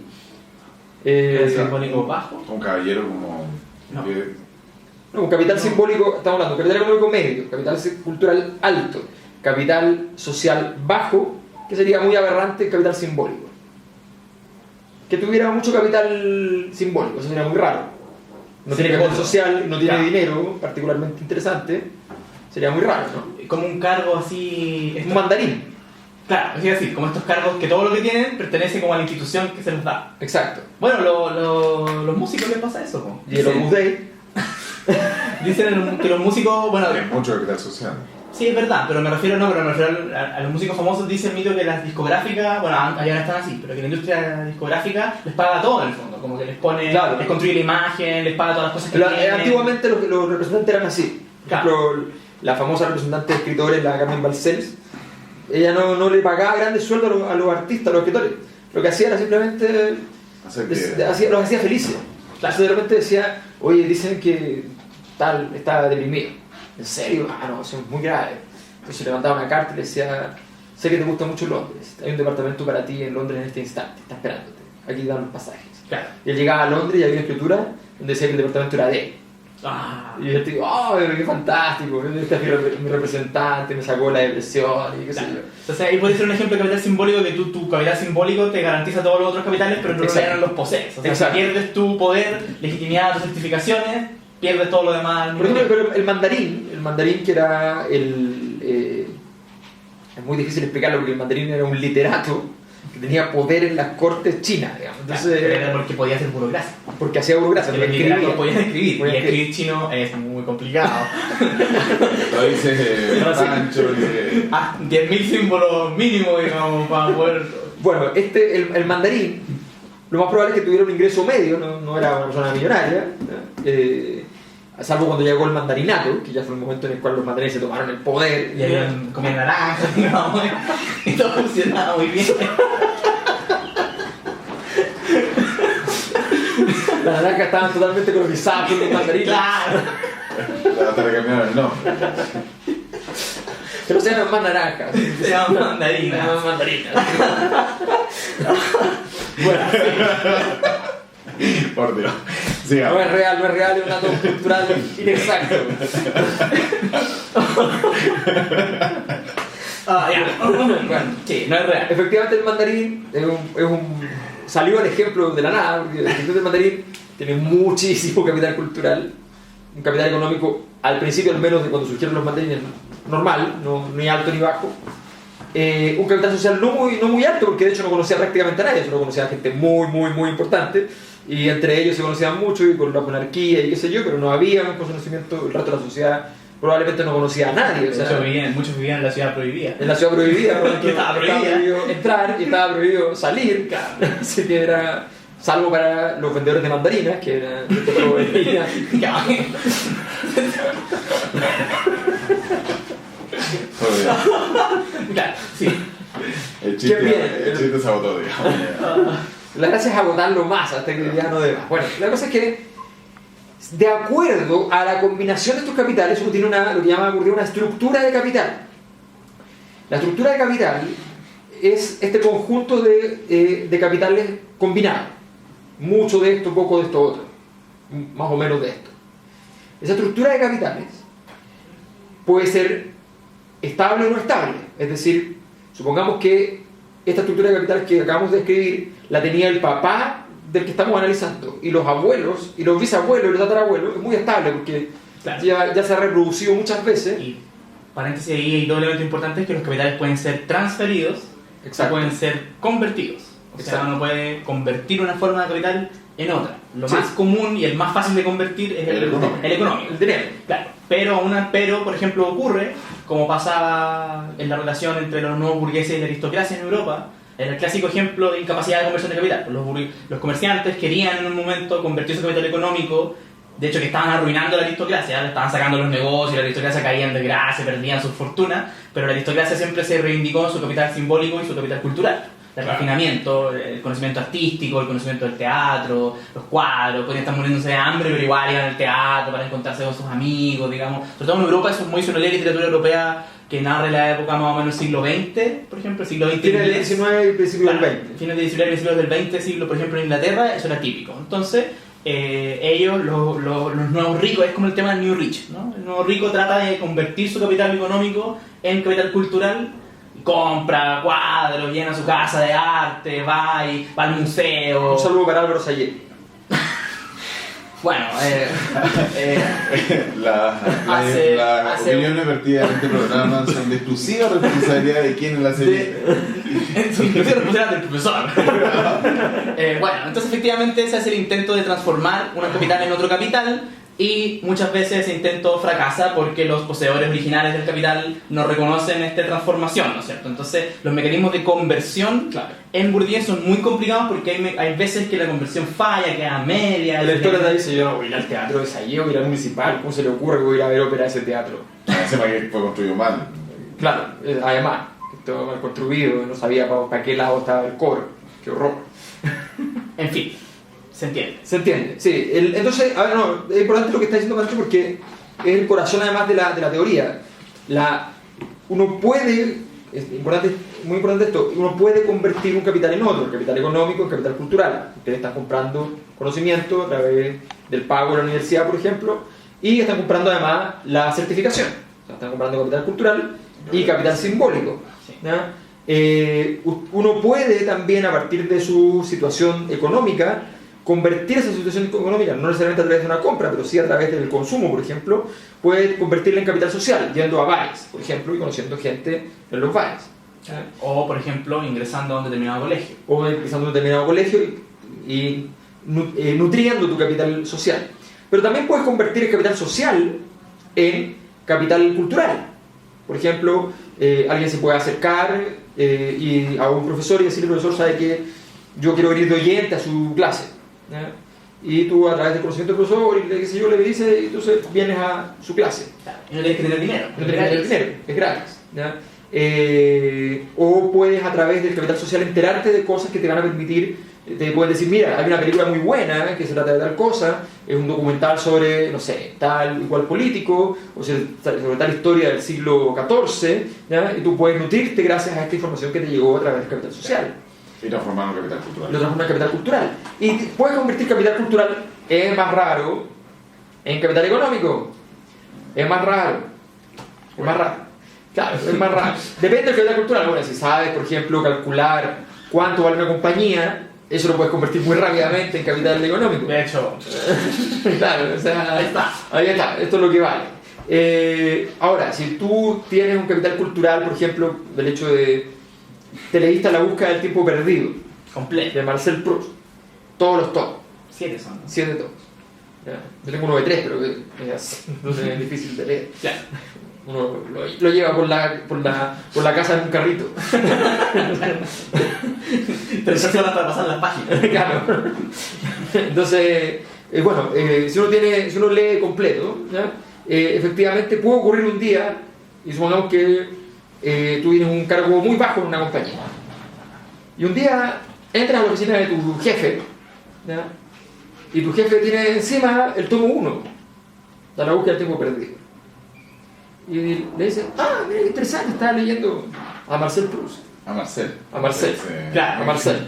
Entonces él dice, sí, ¿usted lo conoce? ¿No estará confundiéndolo? Marcel. Con Marcel. ¿Qué Marcel podría ser? Marcel Claude. Se había entendido, pero. Con Marcel lo habíamos entendido. Duchamp. También. No, lo más probable es que. Marcelo Cachureo. Bueno, entonces le dice, ¿con qué? Pero, ¿a qué te refieres? Sí, yo ya me lo leí entero. Supongamos que el jefe, en vez de ponerse mal, porque también podría ocurrir que puede ser que ponga mal, se pone muy contento y dice, wow, tengo un funcionario que ha leído, y de pronto se construyó su prestigio Y lo asciende. Y se transforma en capital cultural en capital simbólico. Se transforma en capital simbólico al mismo tiempo. y en capital social, e inmediatamente No, y se lo asciende en capital económico. y lo asciende claro, y en capital económico. Ya, entonces cuando ya, no, pero primero prestigio, ¿sí? Todos a leer a Proust a la casa. Es un ejemplo hipotético, la posibilidad de que pase en la vida real es baja. Sí, la posibilidad que le diga, viste la película y tú le digas, pero hay un libro, y el tipo se siente ofendido porque él vio la película y tú habías leído el libro, y te desciendan en el cargo. Claro, o sea, ¿qué te crees? Se cree intelectual. se cree como dice intelectual. la gente. Pero bueno, ¿Dónde estarán los intelectuales de verdad? pero en ¿Cómo se Francia, creen? en Francia podría Sí, ocurrir. En claro. Francia puede ocurrir que la gente Sí. sea ascendida por capital cultural. Claro. Sí. Pero bueno, puede ocurrir, digamos que puede ocurrir. ¿No?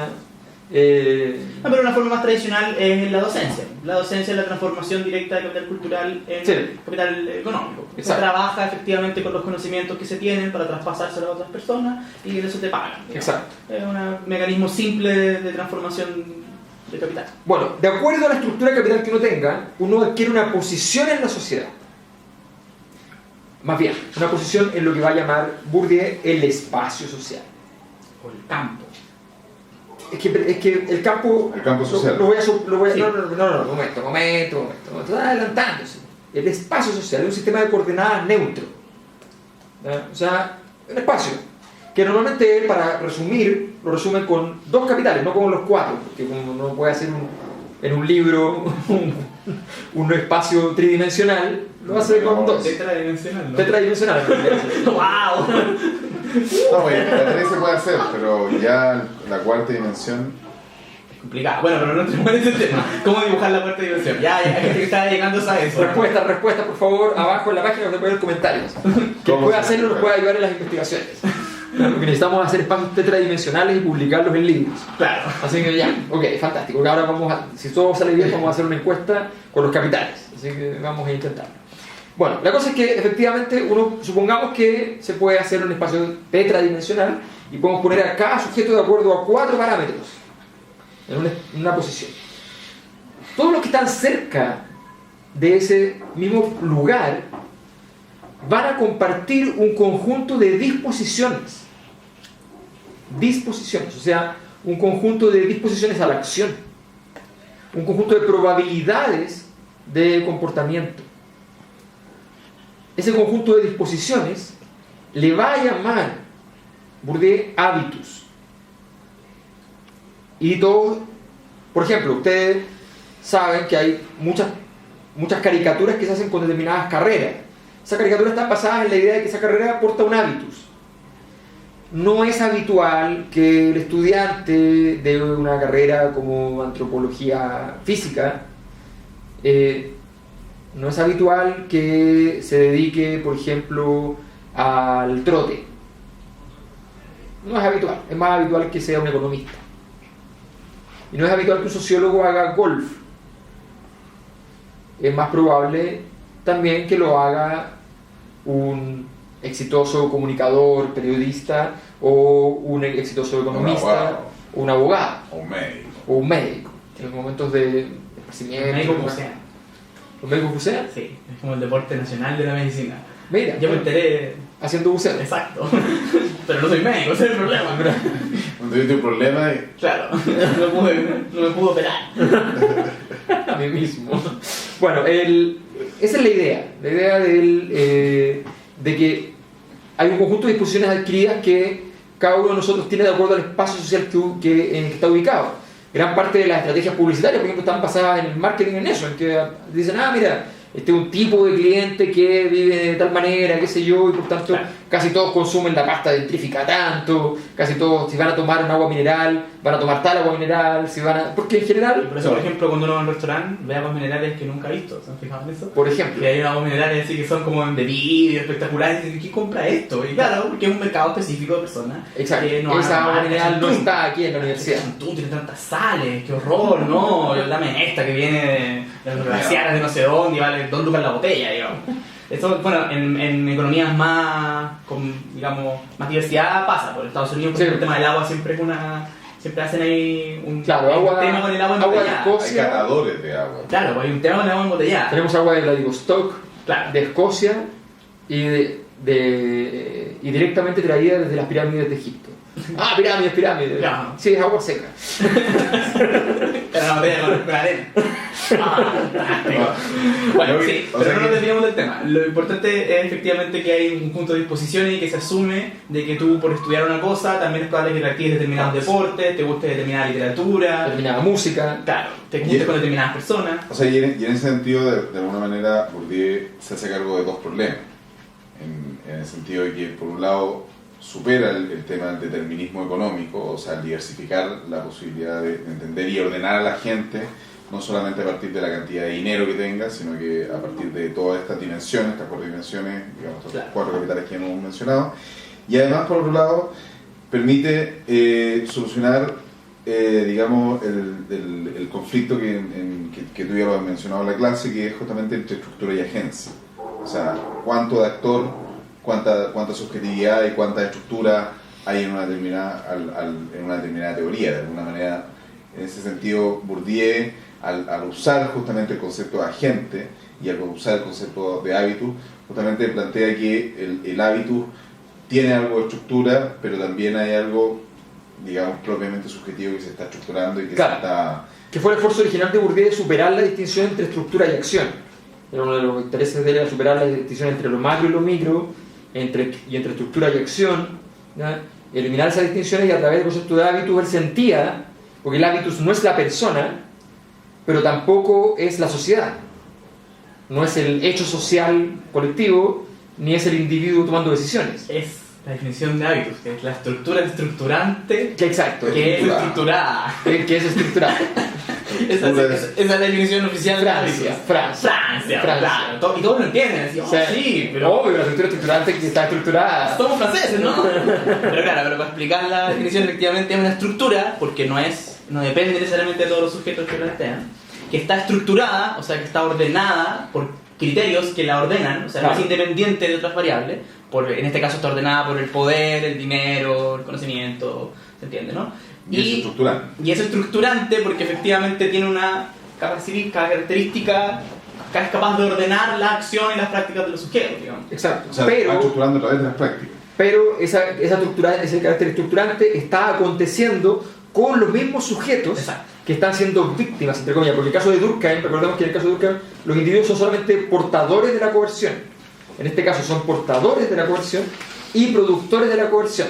Claro, porque efectivamente, y aquí hay que decirlo, efectivamente, por ejemplo, puede ocurrir que un individuo innove en un mecanismo de conversión de capital y pilla una forma de transformar, en este momento se me ocurre un ejemplo concreto, pero Velasco.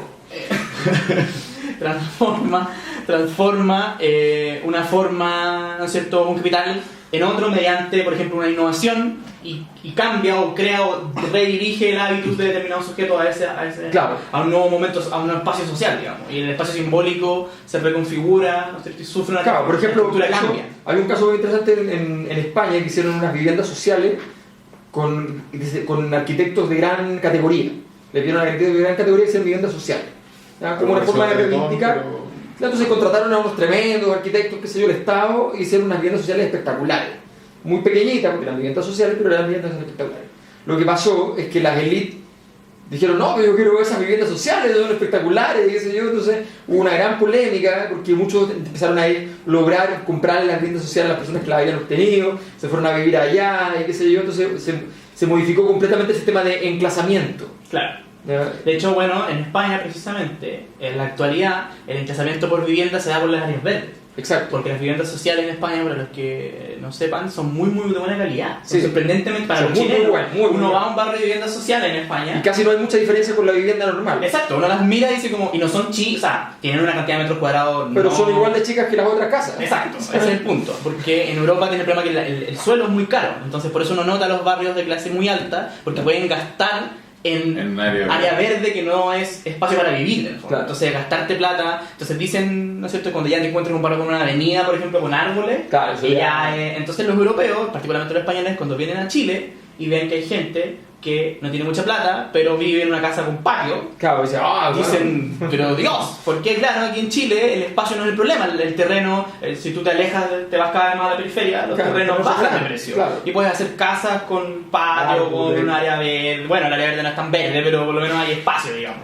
No, si tenéis agua de regadío antiguo, que hay todavía la periferia de San Bernardo, qué sé yo, tú perfectamente puedes tener arbolitos, claro, entonces, un pequeño parque. Pero aquí son las casas el problema, ¿no? Que efectivamente Sí. las viviendas sociales... Ahí se nota. Claro, ahí se nota. Entonces, eso es interesante porque efectivamente distintas sociedades, distintas culturas pueden, y con determinadas transformaciones, cambiar esta estructura y este espacio social, creando desplazamientos en el hábito. O sea, como todos estaban aquí juntándose entre ellos y consumiendo las mismas cosas, y de repente, generalmente aquellos que tienen más capital simbólico son los que pueden hacerlo, innovan. Y dicen, oye, pero qué fantástico, ¿por qué no vamos allá? Exacto. Y todos dicen, oh, pero él es muy importante, está yendo para allá. Oh, Innovación, y vamos para allá. Claro, porque la diferencia entre innovación y estupidez es esa. El que lo dice tiene sentido. Claro, Tiene poder. el capital simbólico. Claro, porque el que si no dicen, qué idiota se fue a Como olvidar. por ejemplo, capital cultural, en el arte se da mucho. Pues, cuando llegan típicos artistas que a nadie le importaban, todo el mundo consideraba que su arte era horrible, hasta que llega o un pintor muy famoso, o peor aún digo porque el tema de los críticos, Francia una vez más, que es el país que tiene mucha de esa tradición, llega el crítico tanto muy famoso que ha destrozado a un montón de otros artistas y va y dice: el arte de él es interesante, me parece importante y todo, pero es que Pierre no sé cuánto dijo que su arte era importante, pero es horrible, ¿no? Yo lo he visto, sí, pero él dice que es importante. Ahora hay que mirarlo de nuevo. Claro, hay que mirarlo de nuevo. No, mira, en verdad algo tiene, algo tiene. Bien, se lo estuve mirando. En realidad es tan feo que da la vuelta. Claro. Y esas cosas en el mundo artístico ocurren mucho y todo el mundo cambia, digamos. Bueno, un ejemplo muy bueno de Bourdieu es justamente el estudio sobre la bohemia francesa, el surgimiento del estilo de vida artístico, que no lo voy a explicar entero porque es un estudio más o menos complicado, pero básicamente lo que nos interesa es que hay un grupo de personas que innovó en su posición social. Es decir, fueron y se introdujeron en una posición en la cual antes no había nadie ubicado en ese lugar. Entonces, por ejemplo, fueron a un lugar donde había mucho capital cultural, muchísimo capital cultural, una enorme cantidad, y cero prácticamente capital económico. Y dijeron, aquí podemos vivir. En este lugar donde no hay capital económico y hay mucho capital cultural, podemos vivir. Están tocando. Bien, nos hemos cambiado de locación. Estamos aquí con el profesor Pierre Bourdieu para continuar con Venimos a su oficina. Tenemos a su oficina. No tuvimos un problema de capital simbólico, básicamente. Claro. Llegó gente más importante, ustedes ven cómo se mueve el capital simbólico. Llegó gente más importante y nos sacaron de la sala de reunión. No, de había una entidad programada. No, yo pregunté antes. No. La actividad programada era a las 7 y son las 5, así que no es real las 5. Nos sacaron gente importante. A ver, fue gente importante. Ni siquiera había gente importante, pero nos sacó gente más importante que nosotros, lo que no significa que sea importante. Así que, bueno, salimos. Pero lo importante es que vamos a tratar de cerrar esta... ¿Qué estás haciendo? ¿Qué iba a pasar? Porque quería sacar algo de mi bolso, el texto. No, pues si vamos a... Sí, estamos terminando. Bueno, ya. Sí, estamos terminando. Nos queda muy poco. Estábamos en Pierre Bourdieu, estábamos tratando de comentarles un poco respecto al carácter estructurado, estructurante y estructurador del hábitus. Pero estábamos contando la historia de los artistas. Los artistas habían hecho una cosa que investigó Pierre Bourdieu, los artistas bohemios, una cosa interesante, que habían construido un espacio, o sea, habían movido en el espacio social hacia un lugar que no existía. Mucho capital cultural, muy bajo capital económico, a tal punto que de hecho Baudelaire reivindicaba la idea de la pobreza del artista, considerando que no había posibilidad de tener capacidad creativa si no era en la pobreza. Y por eso los artistas, cuando ganaban dinero, cuando vendían un cuadro, cuando vendían novelas, qué sé yo, lo que hacían era llegar con todo lo que habían ganado, llevaban al bar, lo dejaban donde el dueño del bar y le decían: dele de comer a todos los que entren acá lo que quieran hasta que se acabe. ¿Ya? Entonces, y eso era el arte.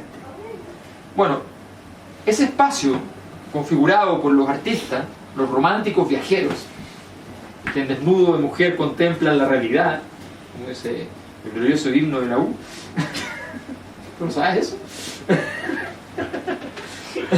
No. Eso dice el himno de la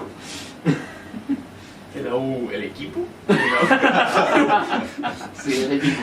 La universidad hizo Un romántico viajero que está en búsqueda de la verdad. Wow. Y la contempla en Desnudo de Mujer, por supuesto. Wow. La bohemia, es la bohemia, una himno sobre la bohemia, de hecho. Bueno, ese bohemio, ya dice Pierre Bourdieu, al principio eran unos 4 o 5 tipos que se fueron para ese lugar extrañísimo. Y pronto empezaron a ir varios hacia allá y se configuró entonces en ese espacio social un hábitus propio. Ese hábitus era un hábitus antieconómico, con indefiniciones claras, o sea, con indefiniciones muy contundentes y donde no quedaba claro nunca cuando era ocio y cuando era trabajo lo que estaban haciendo. El artista no se puede decir en qué momento está trabajando, o está echado después de una borrachera y estar creando la mayor obra de todos los tiempos, o puede estar trabajando muy arduamente y no estar haciendo nada más que una mera burocracia. Por lo tanto, el artista no desconfigura todo eso el sistema de definiciones se ve alterado. Esa idea implica que no solo hay un conjunto de disposiciones adquiridas por la posición que uno tiene, sino también hay disposiciones que emanan de la apuesta, es decir, de dónde yo quiero moverme, hacia dónde yo quiero ir y qué capitales movilizo para ir en esa dirección. Por tanto, en Bourdieu no solamente está la posición que yo ocupo, sino las apuestas que hago. Y en esas apuestas me pueden seguir o no seguir algunos, y se pueden configurar o no se pueden configurar ciertos hábitos nuevos, por ejemplo. Bourdieu va más lejos y dice, no solo, de que entramos en el tema final, no solo se configura un hábitus en ese lugar, sino que además se configura un conjunto de reglas de juego. Es decir, no solo hay un conjunto de disposiciones a la acción y un conjunto de disposiciones a las apuestas de posibles acciones futuras, sino que también hay reglas del juego. Y esas reglas del juego son reglas del campo, se va a llamar campo, correspondiente a esa actividad, que es un poco equivalente a la idea de esfera cultural que hemos utilizado. Es interesante hacer la nota al pie de que finalmente el concepto de campo propiamente tal Bourdieu lo saca de la física. Entonces, el campo sociológico, efectivamente Bourdieu lo saca de distintos lados. Está pensando por un lado en la idea de que hay un conjunto de movimientos como el campo electromagnético, pero también está pensando de que ese conjunto de movimientos tiene un conjunto de reglas. Esas reglas son el enjeu, que le llama él, que es el estar en juego. O sea, hay reglas del juego. No se juega en el campo a la manera que yo quiera, ¿ya? Sino que se juega en el campo a la manera que el juego te lo permite.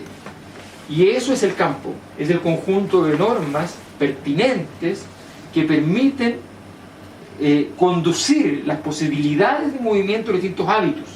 Y por eso se asemeja a la idea de esferas culturales, la idea de que el espacio social se subdivide en campos, está estructurado en campos donde cada uno tiene un conjunto de reglas, ¿no es cierto? Y se disputa una cosa, una centralidad. Exacto. La ilusio. La ilusio, exactamente, que es la idea de que la ilusio es lo que efectivamente lo que está en juego en cada una de las jugadas en el campo. Claro.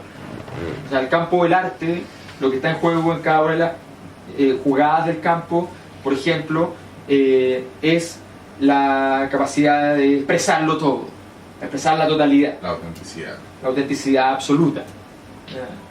Antes era la belleza, digamos. Pero luego el arte contemporáneo más piensa en la autenticidad. El artista se ha vaciado en su obra.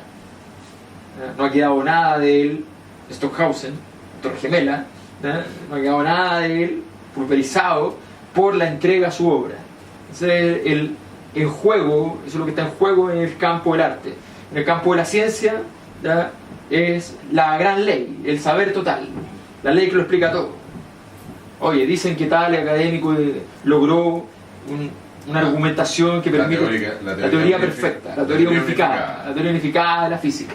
¿Ya? Esa es como ya la ilusio en la sociología no existe eso, ni siquiera existe la ilusio. Pero existe la ilusión. Solo existe la decepción. La decepción. La decepción, claro. Así que... Una disciplina un poco triste. Sí, son ciencias más lamentables. Así que esa es la lógica, la lógica de lo que está en juego. Por lo tanto, Bourdieu de alguna manera nos pone la capacidad de agencia está determinada, estructurada por unas condiciones de hábitus que están definidas por la posición en el espacio social y un conjunto de hábitus, además más o menos próximos, ¿ya? Van a ir configurando reglas y esas reglas van a configurar campos. Ahora, tú puedes transitar desde otros hábitos hacia ese campo, pero eso va a modificar tus hábitos. Tú puedes ir a hacer la apuesta de moverte, por ejemplo, suele ocurrir que hay una persona que, qué sé yo, nace de una familia donde el padre es director de una empresa y el chico o la chica quiere ser artista.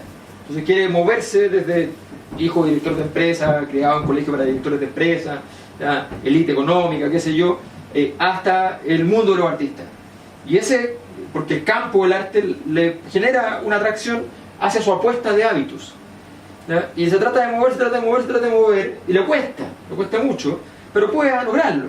Puede eventualmente ir y decir, ah, ya, me voy a tener que ir a vivir a donde viven los artistas, para empezar. Pero llega a vivir donde viven los artistas y todos lo tratan como, ah, qué patético, si no vivir donde viven los artistas y no sabe ser artista. Pobrecito, pobrecito. Entonces ya empieza a tener que adquirir el hábitus lentamente, Claro, finalmente lo por adquiere. ejemplo, se da cuenta que tiene que tener un taller. Por ejemplo. Porque los artistas tienen un taller y dice, bueno, yo necesito un espacio para pintar, para Exacto, crear mi arte. exacto. Entonces dice, bueno, pero se da cuenta que tiene dinero para pagar un taller. Exacto. Y Y no puede pedírselo a papá porque si le pide a papá ya no es artista. Exacto, porque vuelve a su... Vuelve a su... Entonces no es fácil. No es fácil. Cuando te llama, o viceversa, cuando supongamos que tú quieres moverte en un campo como es el campo, no sé, académico, ¿no? Y tú no tienes ninguna vinculación con el campo académico, ¿no? Tú simplemente eres alguien, por ejemplo, que se formó en su casa leyendo mucho, mucho, mucho y devoró miles de libros, muchos más que los que leen los académicos, pero nunca ha estado en la universidad, no ha ido nunca. ¿Cómo se mueve al campo académico? Claro. ¿Ya? Entonces, el camino, pero el campo académico te llama y tú tratas de hacer las apuestas para ir llegando. Sí, eso es muy interesante porque, claro, finalmente lo que en Bourdieu no solamente esto lo establece a partir de elucubraciones, digamos, teóricas, abstractas, sino que también realiza una serie de investigaciones donde Sí. de alguna manera va haciendo un juego, digamos, de ida y vuelta con los conceptos, o sea, que Claro. aplica ciertos conceptos, aparecen otros. Y es interesante justamente que en un libro que cuando uno dice que refuta absolutamente la teoría, o sea, el sentido común que dice que en gusto no hay nada escrito, sino que se pega un libro como de La teoría del gusto. 600 páginas, que es La la distinción. distinción, y que justamente lo que hacen en una, usted lo refirió en algún momento, que es digamos, este espacio donde él plantea por un lado una serie de, digamos, de posiciones específicamente en la esfera laboral, y también los distintos consumos que pueden existir asociados a esa posición, digamos, la estructura ocupacional. O sea que finalmente, por ejemplo, los médicos son muy dados a practicar golf. Claro. Y a su vez también a comer, no sé, digamos, comida saludable.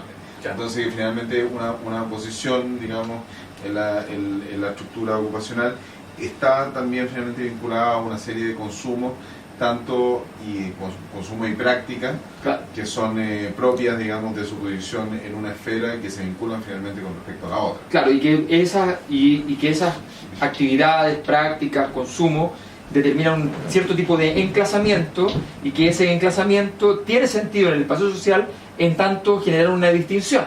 En tanto, efectivamente, tú vas a trotar, pero tú vas a nadar, y eso empieza a generar distinciones, ¿ya? Y hay criterios de pertinencia en una sociedad donde alguien dirá, sí, lo que pasa es que eso lo que explica, de hecho uno muchas veces usa esa argumentación, dice, ah, no, pero es que lo que pasa es que tal tipo hace rugby, y otro dice, ah, eso lo explica todo. Ya ahí lo enclasé, Claro. logré entender dónde estaba, cuál era su posición, Claro. antes no entendía, ¿no? Ahora, el problema es que muchas veces, claro, o sea, las distinciones que se realizan están basadas en una lógica donde cada uno de los capitales de alguna manera está distribuido de una determinada forma. El problema es justamente la inconsistencia de estatus, por ejemplo, que justamente se da en el caso que muy recurrentemente Pancho da, que es, por ejemplo, los profesores normalistas. O sea, que de Son repente gente muy culta, muy culta, con mucho capital cultural, pero que a lo mejor tiene con una muy poco visión, dinero, claro, pero contrario al artista además con poco capital social. claro. Claro. Sí, depende del caso. Ahí los profesores normalistas ocupan distintas posiciones en la sociedad. Sí. Pero uno se encuentra efectivamente con esos casos de el caballero que trabaja vendiendo libros en la feria, Claro. y uno va y habla con él y dice como, wow, ¿por qué sabe tantas cosas? Leerá todos los libros que vende, qué raro. Y uno Sí, empieza a hablar los con él había- y efectivamente los había leído por un lado. De hecho eran de su biblioteca personal. Y en segundo lugar era profesor normalista. Claro. Que era una institución que en Y Chile eso desapareció. explica- Claro, y eso explica esta inconsistencia de estatus, porque es una institución que en Chile ya no existe, No. digamos. Hay que hacer mención particular que la escuela de normalista fue la primera o sea, que se fundó antes de la Escuela de Arte y Oficio. Aquí, en este lugar, donde estamos ahora, en la Universidad de Santiago de Chile. Ah, verdad. Así es. Y la escuela normalista fue además el lugar donde estudió Gabriela Mistral, Entre otros muchos importantes. entre otros muchos Personajes importantes. de Chile. Así es. Efectivamente. Bueno, hemos llegado al final. Queda pendiente el libro más importante sobre la sociología de la cultura, que es esta obra que está aquí. pero la vamos a revisar en otro momento, tendremos tiempo. Y tendremos además un especial sobre industria cultural, la escuela de Frankfurt, y empezaremos a penetrar ya en un territorio mucho más crítico, ¿no? De hecho se empieza a poner crítico. Claro, todos empezamos a enojarnos. Empezamos a enojarnos, el capitalismo empieza a ser más agudo, más desagradable. Y esa es la imagen que los antropólogos teníamos de los sociólogos. Cuando yo estudiaba, me imaginábamos los sociólogos siempre parecían gente que tenía un limón en una mano y el capital en la otra. Entonces, abría una página de capital y mordía un limón, va a aparecer enojado así, y leía así. Bueno, vamos a entrar efectivamente en esa parte de la sociología, donde los sociólogos están todos muy enojados. Estamos muy enojados. Muy enojados. Ahora hoy nos reímos algo. Entonces. Sí, es que... Sí, pero es que este es un grupo de sociólogos más alegres. Es verdad, es que por eso los sociólogos no ríen mucho. No, tenés un problema de los músculos incluso acá. Claro. Bien, muchas gracias por su atención. Gracias por permitirnos estar en esta oficina. También le agradecemos al profesor Castañeda que nos ha facilitado Efectivamente, su oficina, el espacio para poder terminar esta grabación. Los esperamos para la siguiente clase que esperemos no sea tan accidentada como una... esperemos que podamos hacerla en nuestra salita de reuniones sin ningún inconveniente. Bueno, muchas gracias, profesor.